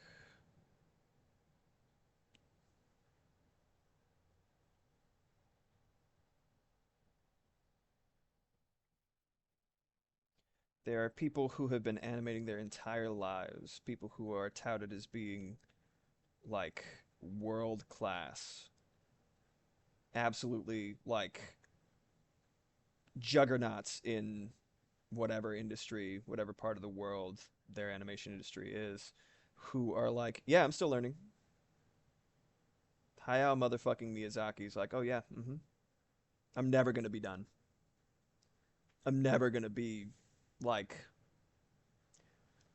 a perfect animator. I'm never gonna be necessarily where I want to be, but I'm getting better. Right? Like it's there's this it's funny because like I reference I occasionally this is why people think I'm smart and they're wrong. This is why I reference an occasional like mathematic principle or something like that. And people are like, "Wow, you must know a lot of math." It's like, "No, this is the only thing I retained from math." Is like one concept that I thought was so romantic, right? It's like, no, you're a stupid. I don't know books. I don't know numbers. The only time I use math is to calculate damage in Pokemon that I'm drawing right now. You know what I mean? It's like there's this concept in math called an asymptote, which is a funny ass word. Um, but it's, if I recall correctly, it is a curve that is infinitely getting closer and closer to a line, but never quite touches it. Right? It's getting closer to a point, but it will never reach it. It stretches on for infinity, getting infinitesimally closer and closer, but never quite reaching the point, or these two things never quite converging. Right? It's like parallel lines, also parallel shit going, you know what I mean? They're going towards the same in the same direction, but they will never intersect ever. And I think there's something so romantic about it and so tragic about it, but also I can never put the word asymptote in a song because it has the word ass in it, and that's way too funny to start a word with that. And people could just cut it off halfway, partway through, and then I just said ass in a song, and it's not about that. Kenjamin, I had to once the Pythagorean theorem once in art, and it pissed me off so bad. You had to reference it or had to use it. I knew you fat thumbed it. Like I became an artist to avoid math. Right.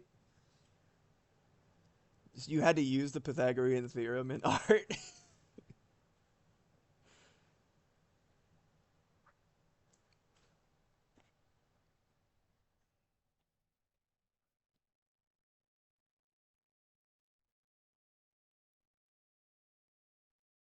Use it. Yeah, that's what I thought. I'm sorry, Kenjamin. I'm sorry, buddy. I'm sorry. You're good, buddy. You're good. You're good. God damn it. Can't just go through it.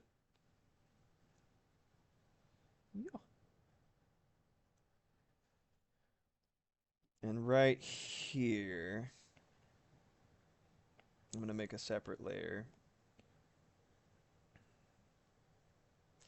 Yeah, Moximoth. That's why I only draw cartoon punk losers with weird heads kissing each other. No math involved.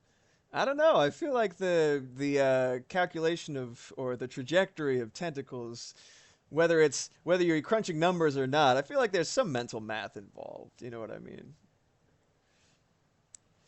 Kenj, good thing I laid down pixels like a pro, because being a right would kill me. You're going through it right now, brother. Now you're making it sound real dirty. I don't know what you're talking about.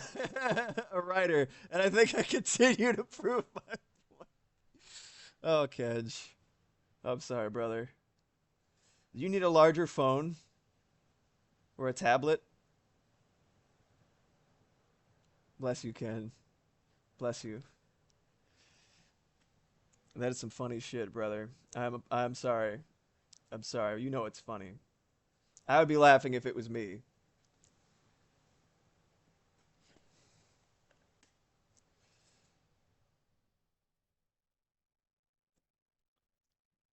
Brother, I've been struggling to do fucking anything, man.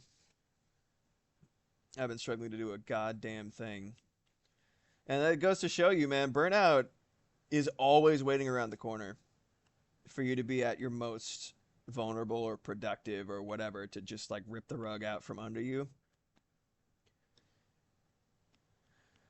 Mine waited until I had literally, it was like, I was like, well, while I'm waiting for, good, I'm glad, Kenj. It's like, while I'm waiting for any of these commissions to take off, right? Or like, rather, irrelevant to any of my actual like work for art.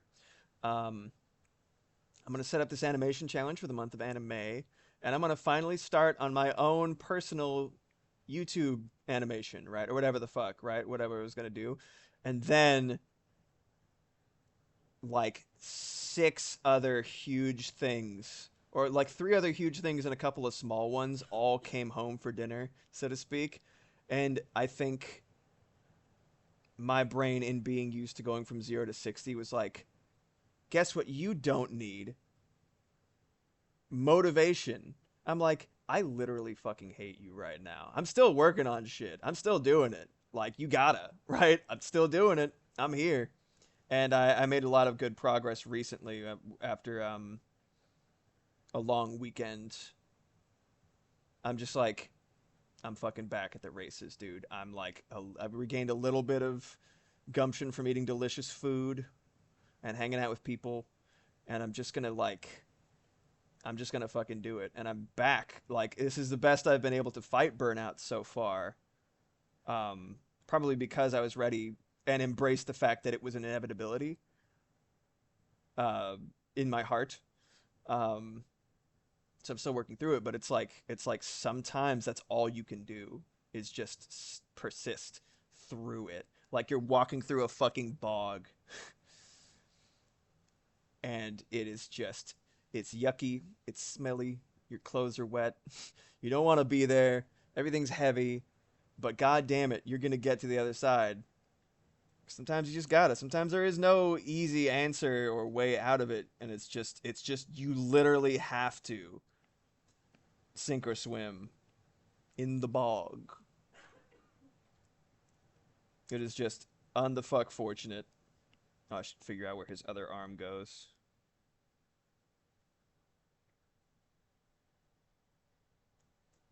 One second.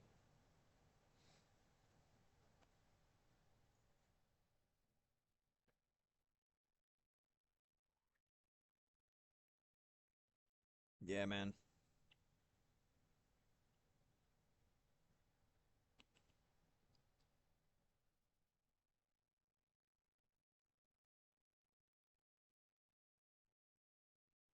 Aww.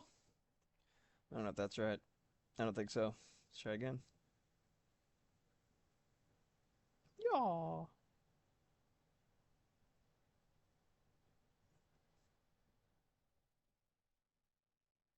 Let's try again. Yaw. I have to say it.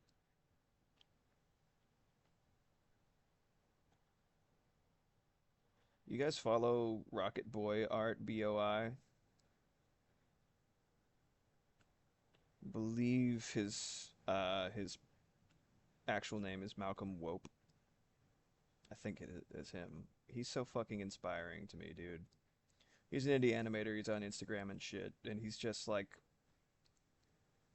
he he just like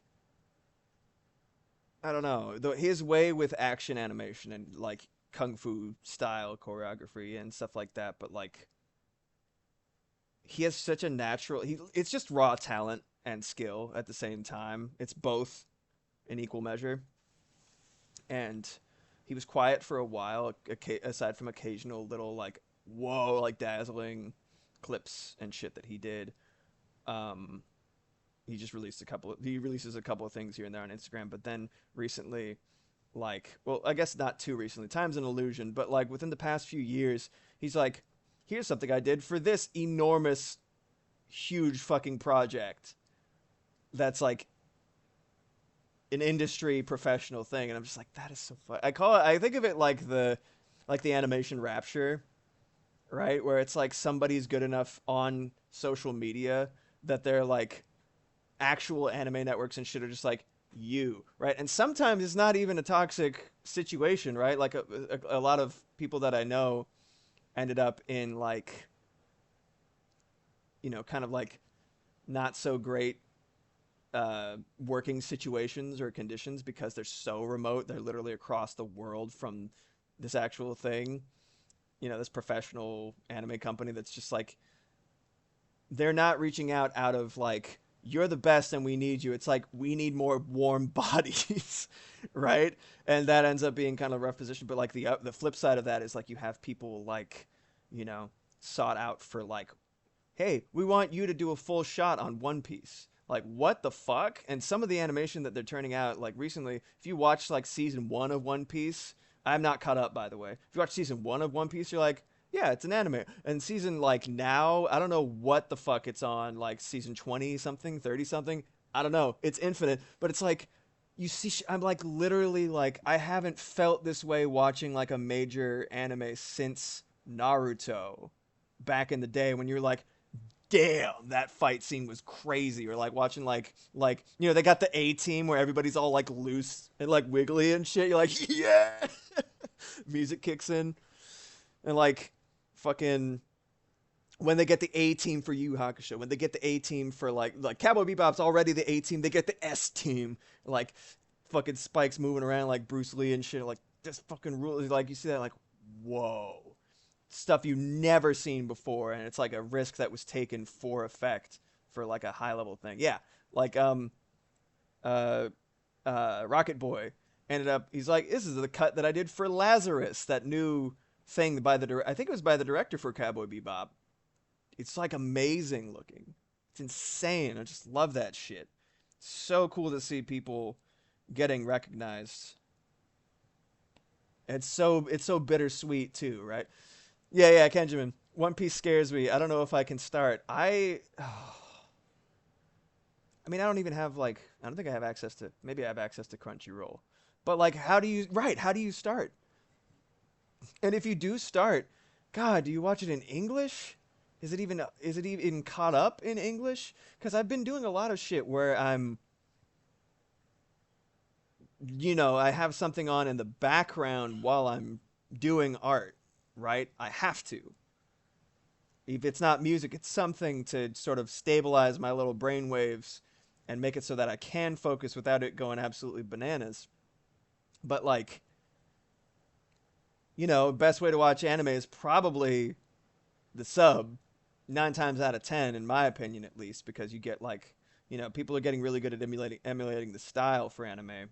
Like the level of drama within the sort of while still maintaining like an English localization, but it's like it's not the same as like what the original performers were doing, and like it feels a lot more in context for me. Um, Also, honestly, the barrier of not being able to understand them directly softens whatever melodrama or silly shit is happening. It's like that's let's be honest. I mean, like, there's a reason that uh the original Resident Evil, they were like, God, this sounds fucking silly when it's in our language. Let's just have it in English. It sounds so much more exotic and gives you that horror movie vibe. You know what I mean? Meanwhile, over here we're like, Jesse, and you're almost a chill sandwich, and we're laughing our asses off. But they're like, this shit rips. Yeah, Biohazard. But yeah.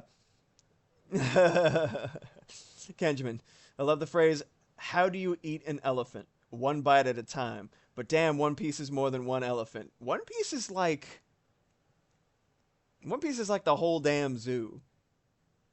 It's the whole zoo. It's like you just finished eating the elephant exhibit, and they're like, okay, what about a giraffe? And you're like, no, man, no. There's so much meat, dude. How am I gonna choke? I'm already dying. I'm so full. And they're like, go ahead. Don't you want to see what happens at the end of the giraffe? There's literally a giraffe character in One Piece too. Funny story. But yeah, how do you start? It's it's one of those things where it's like if you see a clip that is interesting enough for you to like want to see it in context, it ain't worth it, bro. Says Mox. I mean, uh, you have to already love it. You have to have already fallen in love with it early to like if you're reading it and you're like this is fucking cool, you might be able to carry that momentum.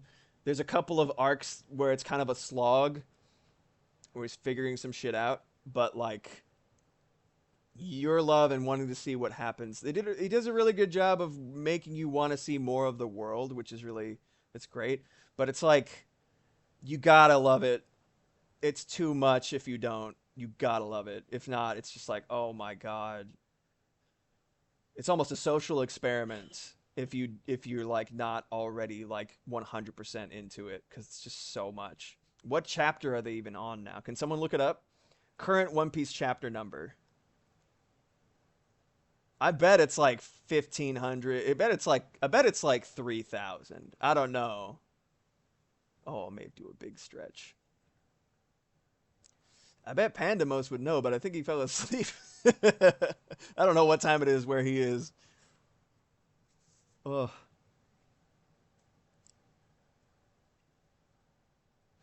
The arm doesn't move too much.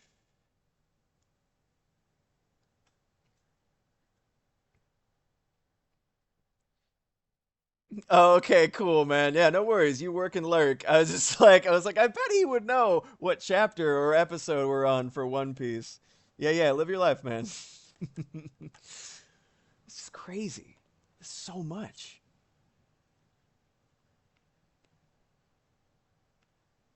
Congrats making it through finals, by the way, bro. I know that was like a lot. I don't really miss being in school. Part of it, I miss the people, but like, yeah, I just like it's kind of nice to be more in control over my day and what I'm doing. Like I don't spend my time well necessarily, but yeah. 11:51 I'm pretty sure for the manga. That's insane. It's insane. And I think dude is still like doing it mostly himself. I don't think he's like all the art still looks like his 100%. So I don't know. I think it's still just him. He is a machine. What is his wrist made of? What the fuck? You know what I mean? I don't know. Crazy. I respect it. It's just insane. Yeah, bro, I bet. Shit.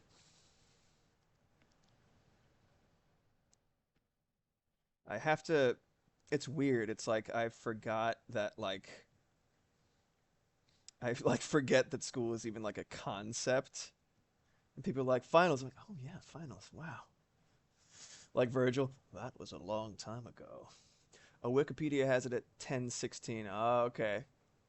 Yeah, they need to update. That's not a surprise. I hope Wikipedia is all right because every single time I go there these days, they're like, "Sorry to bother you. We need money or we'll die." I'm like, you're barking up the wrong tree, buddy. I'm sorry. I have never had money while also being on Wikipedia. There's a convergence that has not been met for me.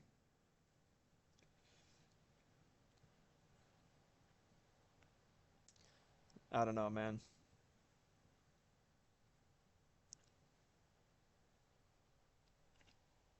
Oh, wait a minute.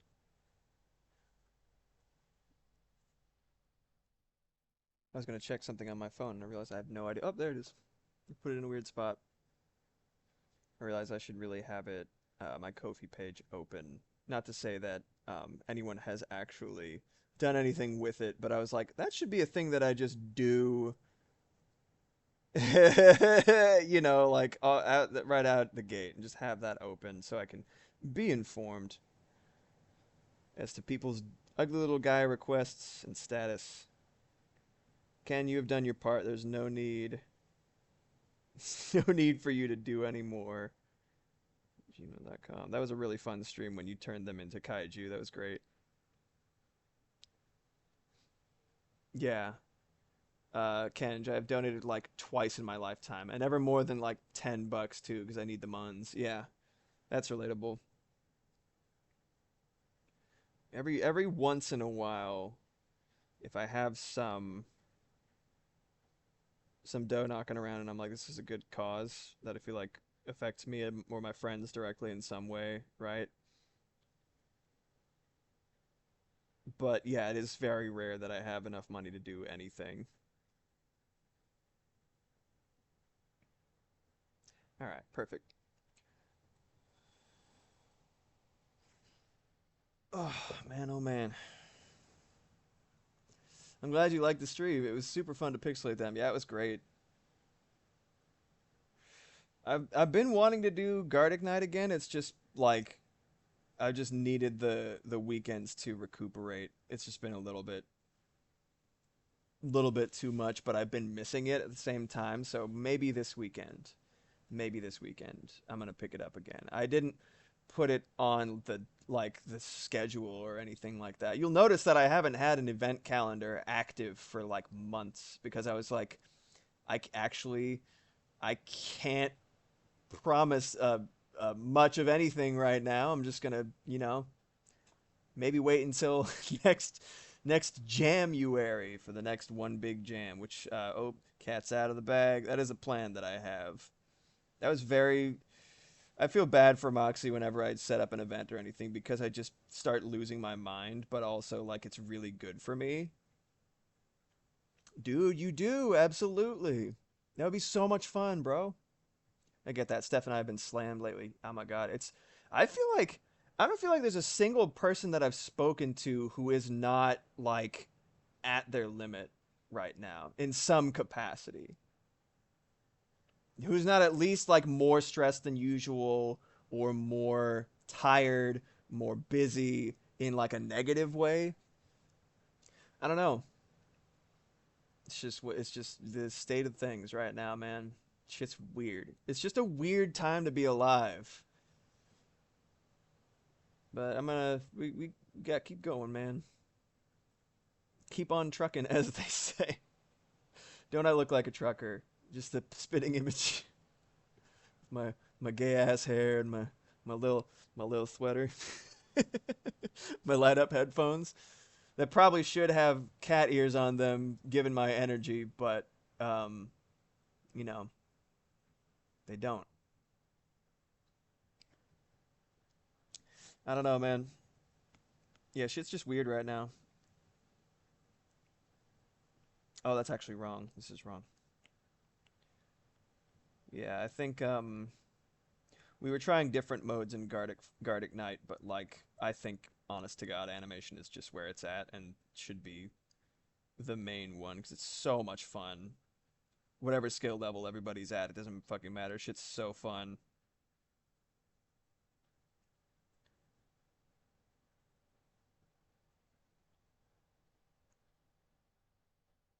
It's meant to be assurance and not a slight. I don't know if it came across like shitty, but I'm just saying like everybody should join and it's great. Honestly, I too would rock cat earphones. Live your life, Kenjamin. Absolutely. Become cringe, become ungovernable. That's that seems to be more and more the strat. So what are you gonna call me that I am? I'm not already. Eat shit. God, the animation is amazing on Gartic phone. It's so much fun. God, I love that shit. I don't know. It's like it is like thanks Ross, thanks Rubber Ross for like making like having the Gartic phone bros like you know just getting them wise to the things that were needed because they're like oh shit oh my god everybody's doing this now awesome. That was great. I know that this needs to be sideways. To be cringe is the truest form of based. Let me just get that monocle back out. Here, here, Kenjamin. Here, here. Well, because there's a bunch of shit that's like, especially if you were born and raised a gentleman. You know, I mean, if you're AMAB, right? If you're like, there's a bunch of shit that's like foisted upon you. You know that like it you're not allowed to step out of line or be anything but favorable in the eyes of your peers. You know what I mean? There's like a set of unspoken or spoken rules that you have to adhere to, otherwise you risk ostracization or physical harm, right? And so it's like this weird kind of like mafia, right? Where it's like a you know this specific brand of toxicity where it's like you know you can't step out of line, but like it's the second that you realize it's all bullshit and you're out of a context where there are people enforcing that constantly, you realize you're like, "Oh my god, why was I wasting my time doing all this shit for like other people?" You know what I mean?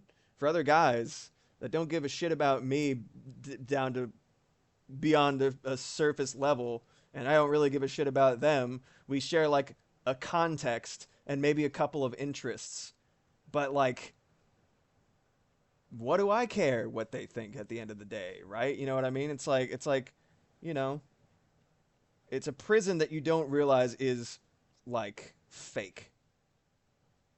And the sooner that you get out of it, the more at peace you will be with yourself and with everything like around you. I don't know. It's like it's such an easy trap to fall into, yeah.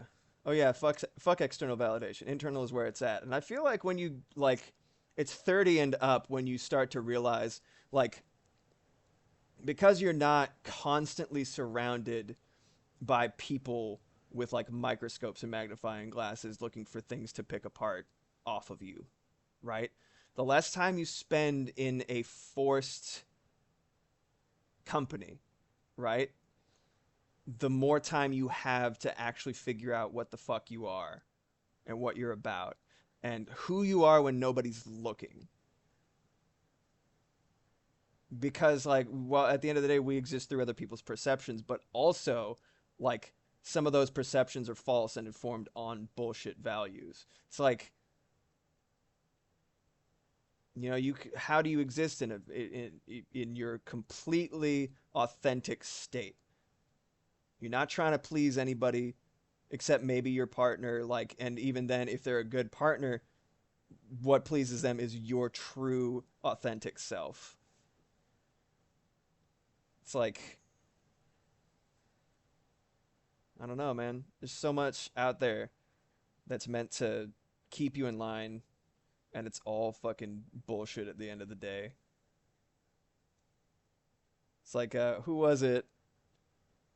Was it Leaf from Animal Crossing? You gotta do what makes you happy. He like pauses in the speech bubble. It's very cute.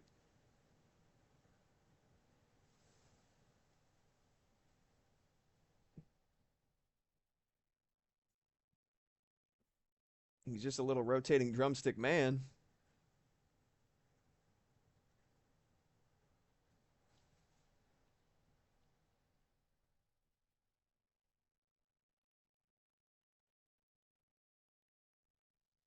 And I'm gonna start kind of dragging it a little bit, a little bit of distortion.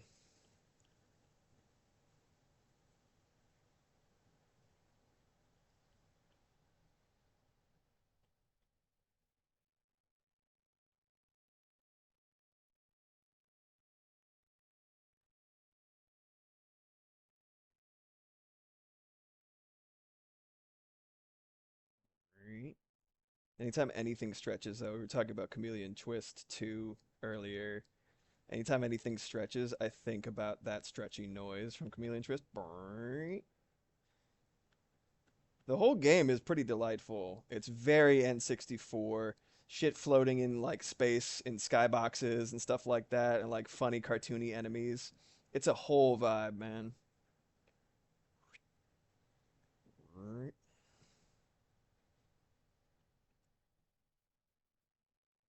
I didn't think about it until I was animating him. He really is just like a chicken drumstick. Look at him. He's a little drumstick man. What is just before this one?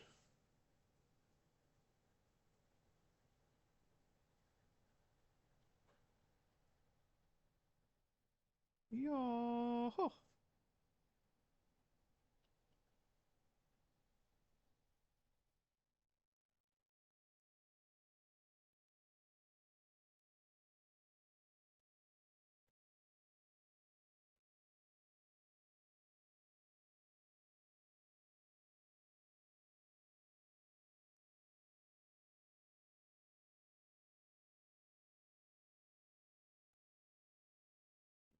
Go. And maybe I'll stretch that a little bit. Little drumsticks whose legs go all the way up and continue, even past that. As much as I was going to say this earlier, but I got sidetracked because I am a goldfish. But like, um, as much as I adore fighting types, it's a weird type. It's a weird type if you're thinking of like elements. You know what I mean? It's like some of them make sense. You got lightning, fire, electric type, I should say. Fire, water. Flying is already kind of weird, but it's wind type basically. Something is it is in the sky, it's flying. It's like if you think about the like energy elements as the exception, and if you think about them as classifications of monsters, it makes slightly more sense with flying type in the fray, or as they used to be called, bird type. That was some funny shit. That was that didn't end up being what they landed with in the original Japanese translation. Like, is that how you actually say it in the Japanese translations even still, or is it closer to flying type? I thought bird type was one of the things that Missing No could be because they were just like it was like a meta, like an early proto data kind of thing, but I don't remember exactly, so apologies. But like if you think about it as a classification of beast, you're like, oh, it's a flying monster. Okay, sure, right? And like, but like, what type of monster is it that you encountered? I don't know. It was like a man. It had boxing gloves and it wanted to beat me to death. That's weird. That's really weird as a thing for like a monster to be. I love it because I love like punching guys. I love it in every if you give me the ability to punch something, I will absolutely punch in a video game. Kite, note to self: next time I use a Hitmonlee in any Pokemon game, name it Lil Drumstick. Yes, you have my blessing, Kite. Good to see you. Here he goes. Giving him a little stretch. I think I'm gonna have this on twos real quick. Welcome, welcome. Stream's wrapping up pretty soon. Happy you could squeeze in near the end of it. Yeah. It's a fantastic name. I'm pretty good, thanks. Yeah. It's definitely been more on the just chatting side of art streams, and I'm okay with that. Chat seems to be enjoying it as well, so that's a win. Um, Well, yeah, a lot of existential talk, a lot of ranting. Nothing crazy. Animation coming out really well. Thank you so much, dude. Appreciate you. I need about I need another frame between each of these and like two more frames before the actual kick, but I think it's going in a really good direction. I have him looking up because I want him to kick something that's gonna fall. And as part of forsaking the sort of time limit of an hour, as most of the participants of animation last month were doing, which no shade, I absolutely respect that. Um, the main goal is to just like get animating every day of that month, or have an animation per each day for that month, seeing as I am catching up in the middle of June because I'm a piece of shit. But like, I don't do anything. But yeah, but in the spirit of doing an animation per day, um, I'll probably finish this today, at least to some capacity, even if it's not like 100% complete. Like to my satisfaction in terms of refinement and whatnot, I got a bunch of other shit to do. Just happy to have something to do while gabbing on stream. The prompt for this one is kick, obviously. And I really enjoyed drawing Hitmonlee for last one, which was Shrink. I don't know if y'all saw this one. Here it is. Let's see it from the top. Hold on a second.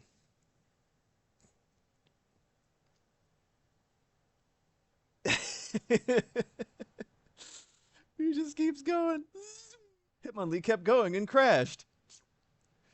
And then about 2.5 hours, give or take. But that was insanely fun, and I really enjoyed it. So I was like, yeah, I think it's time for Hitmonlee. And I just wanted to double dip. Yeah, I need at least like one frame of ease to that one, and then it kind of whips out, so one or two more frames here, and then I'm gonna have the resolution. He's gonna be coming back to center so that it's a perfect loop, and he's just basically gonna be kicking the same pot for all time.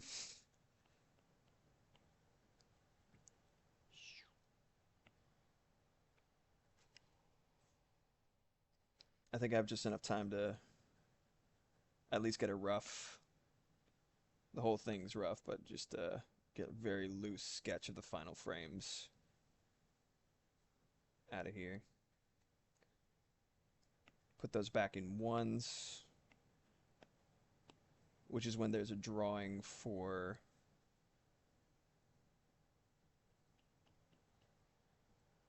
every one of the, like, say like there's 24 frames per second, you're doing one drawing, like you're doing 24 drawings per second. That's what I mean to say. That's when you hear animators saying on ones or on twos, that's how long you're holding a frame. So, you divide it in half. You divide it by however many, numbers are mentioned. So like um if you're doing, 24 FPS, as is one of the industry standards, 30 is becoming more and more popular these days. Um and I really like it. But yeah, if you're doing 24 FPS, if you're doing it on ones, it's 24 drawings within 1 second. So literally 24 frames per second. Makes enough sense. If you're doing it on twos, you have each frame is held for an additional frame. It's doubled basically. So 12 frames per second, that's twos, and so on and so forth. If you did not already know that, apologies if you did. Apologies if I didn't explain it very well. I've been a little bit spacey today. Um, I was saying earlier, my to Moximoth. My brain today feels like a car engine that will not start. It's like come on, more coffee? Isn't working? Okay, I guess we're just here and like this. Mm.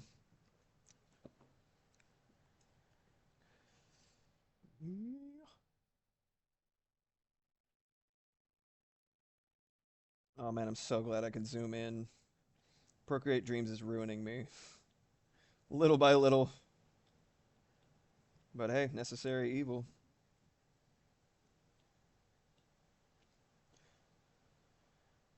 How's your day going, by the way, Kite? I got goldfished again down my own little labyrinthine mental pathways, and I forgot to actually reciprocate that question. I hope you are doing well. I might have said it already. Don't ask me, man. Shit is just flying out of my mouth, and chat is dealing with the consequences.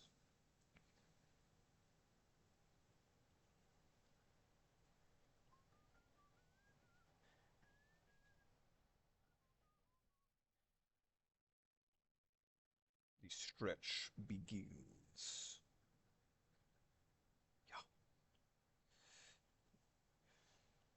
You all know that there's another game by the creator of Katamari Damacy that predates Katamari. I think it predates Katamari. It's kind of an experiment called Nobi Nobi Boy, which is basically like saying stretchy stretchy boy in Japanese. And the whole point of the game is that you stretch to reach specific things, and it's a very similar art style because it's the dude's art style who did Katamari. Um, yeah, that's a pretty good looking leg right there. It's a pretty nice rotation. Right. I think I might need to stretch it a smidgen more, but let's see. Yeah, that'll be good. That'll actually be fine. Right, right, right. Rotating is pretty difficult. Like imagining something as a three-dimensional shape and then rotating it around, pretty tough. Well, okay. I think I'm gonna put this on ones real quick. Oh, no wonder it's because I have this held for one frame when it really should not. You can like adjust how long frames are held for effect. Say like alternating it and going back and forth. Kite, doing all right. Workday was rough, but what can you do? Mood. Actually, was about to go to sleep in a bit. It's already midnight over here. Just want to drop by and say hi before I head off. Well, I really appreciate that. Thank you. It's good to see you in chat. And your timing's perfect because I'm actually about to skedaddle. So I will wish you a pleasant evening and sweet dreams, as Dante would say. Um, Thank you everybody for hanging out and listening to me jabber for 3 hours with a garnish of animation in there somewhere. Had some really nice conversations and really enjoyed myself, all things considered. I appreciate y'all attending such a low-key, musicless, maidenless stream. Uh, but yeah, it's been really nice, and I'm looking forward to next Visual Wednesday. We'll be animating more stuff. Next stream from here is going to be another Devil May Cry Day Friday from 6 p.m. to 9 p.m. Pacific time, 6 to 9. Nice. And I can't wait to play more Dante. Maybe finish that game. If you want to support me in any way, yeah, it was been really nice having you, Pandemos. I don't know what time it is for you over there. No need to. I'm not gonna pry if you don't want to convey that either. But it was really nice having you here, man. I appreciate you. If you want to support me in any way and you have the means, that's the place to do it. If you want to follow me in any capacity, I got YouTube. YouTube's where I put the VODs. Instagram's where I put nothing right now, but there's a lot of shit there from the past. And Blue Sky is where I do stream alerts mostly. If you're not in the Discord and you don't feel like don't use Discord very much, but you're on Blue Sky, that's what I do. And last but not least, speaking of the Discord, that's the place to do it. Like 6, but I had class. That makes sense. That makes sense. All right. With that, I'm gonna head out. Let me just check to see. Oh, I'm gonna be a smart person, and I'm actually gonna check to see if there's anybody to raid, because I never fucking do that. And I'm a bad streamer. No.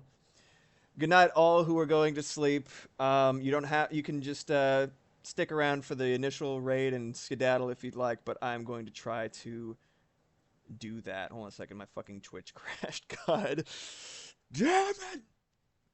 Take care of yourselves. All right. I'm gonna do the farewell screen. Raid phrase. Little drumstick. All right. Little drumstick. That's the raid phrase. I'm gonna copy and paste that. Um, Stick around. I'm gonna try to raid somebody. All right. But thank you so much. Y'all take care of yourselves, and I'll see you on Friday for Devil May Cry Day Friday. A doo doo dap boo dee da dap. Mega mega mega. All right. Boo doo dap boo boo.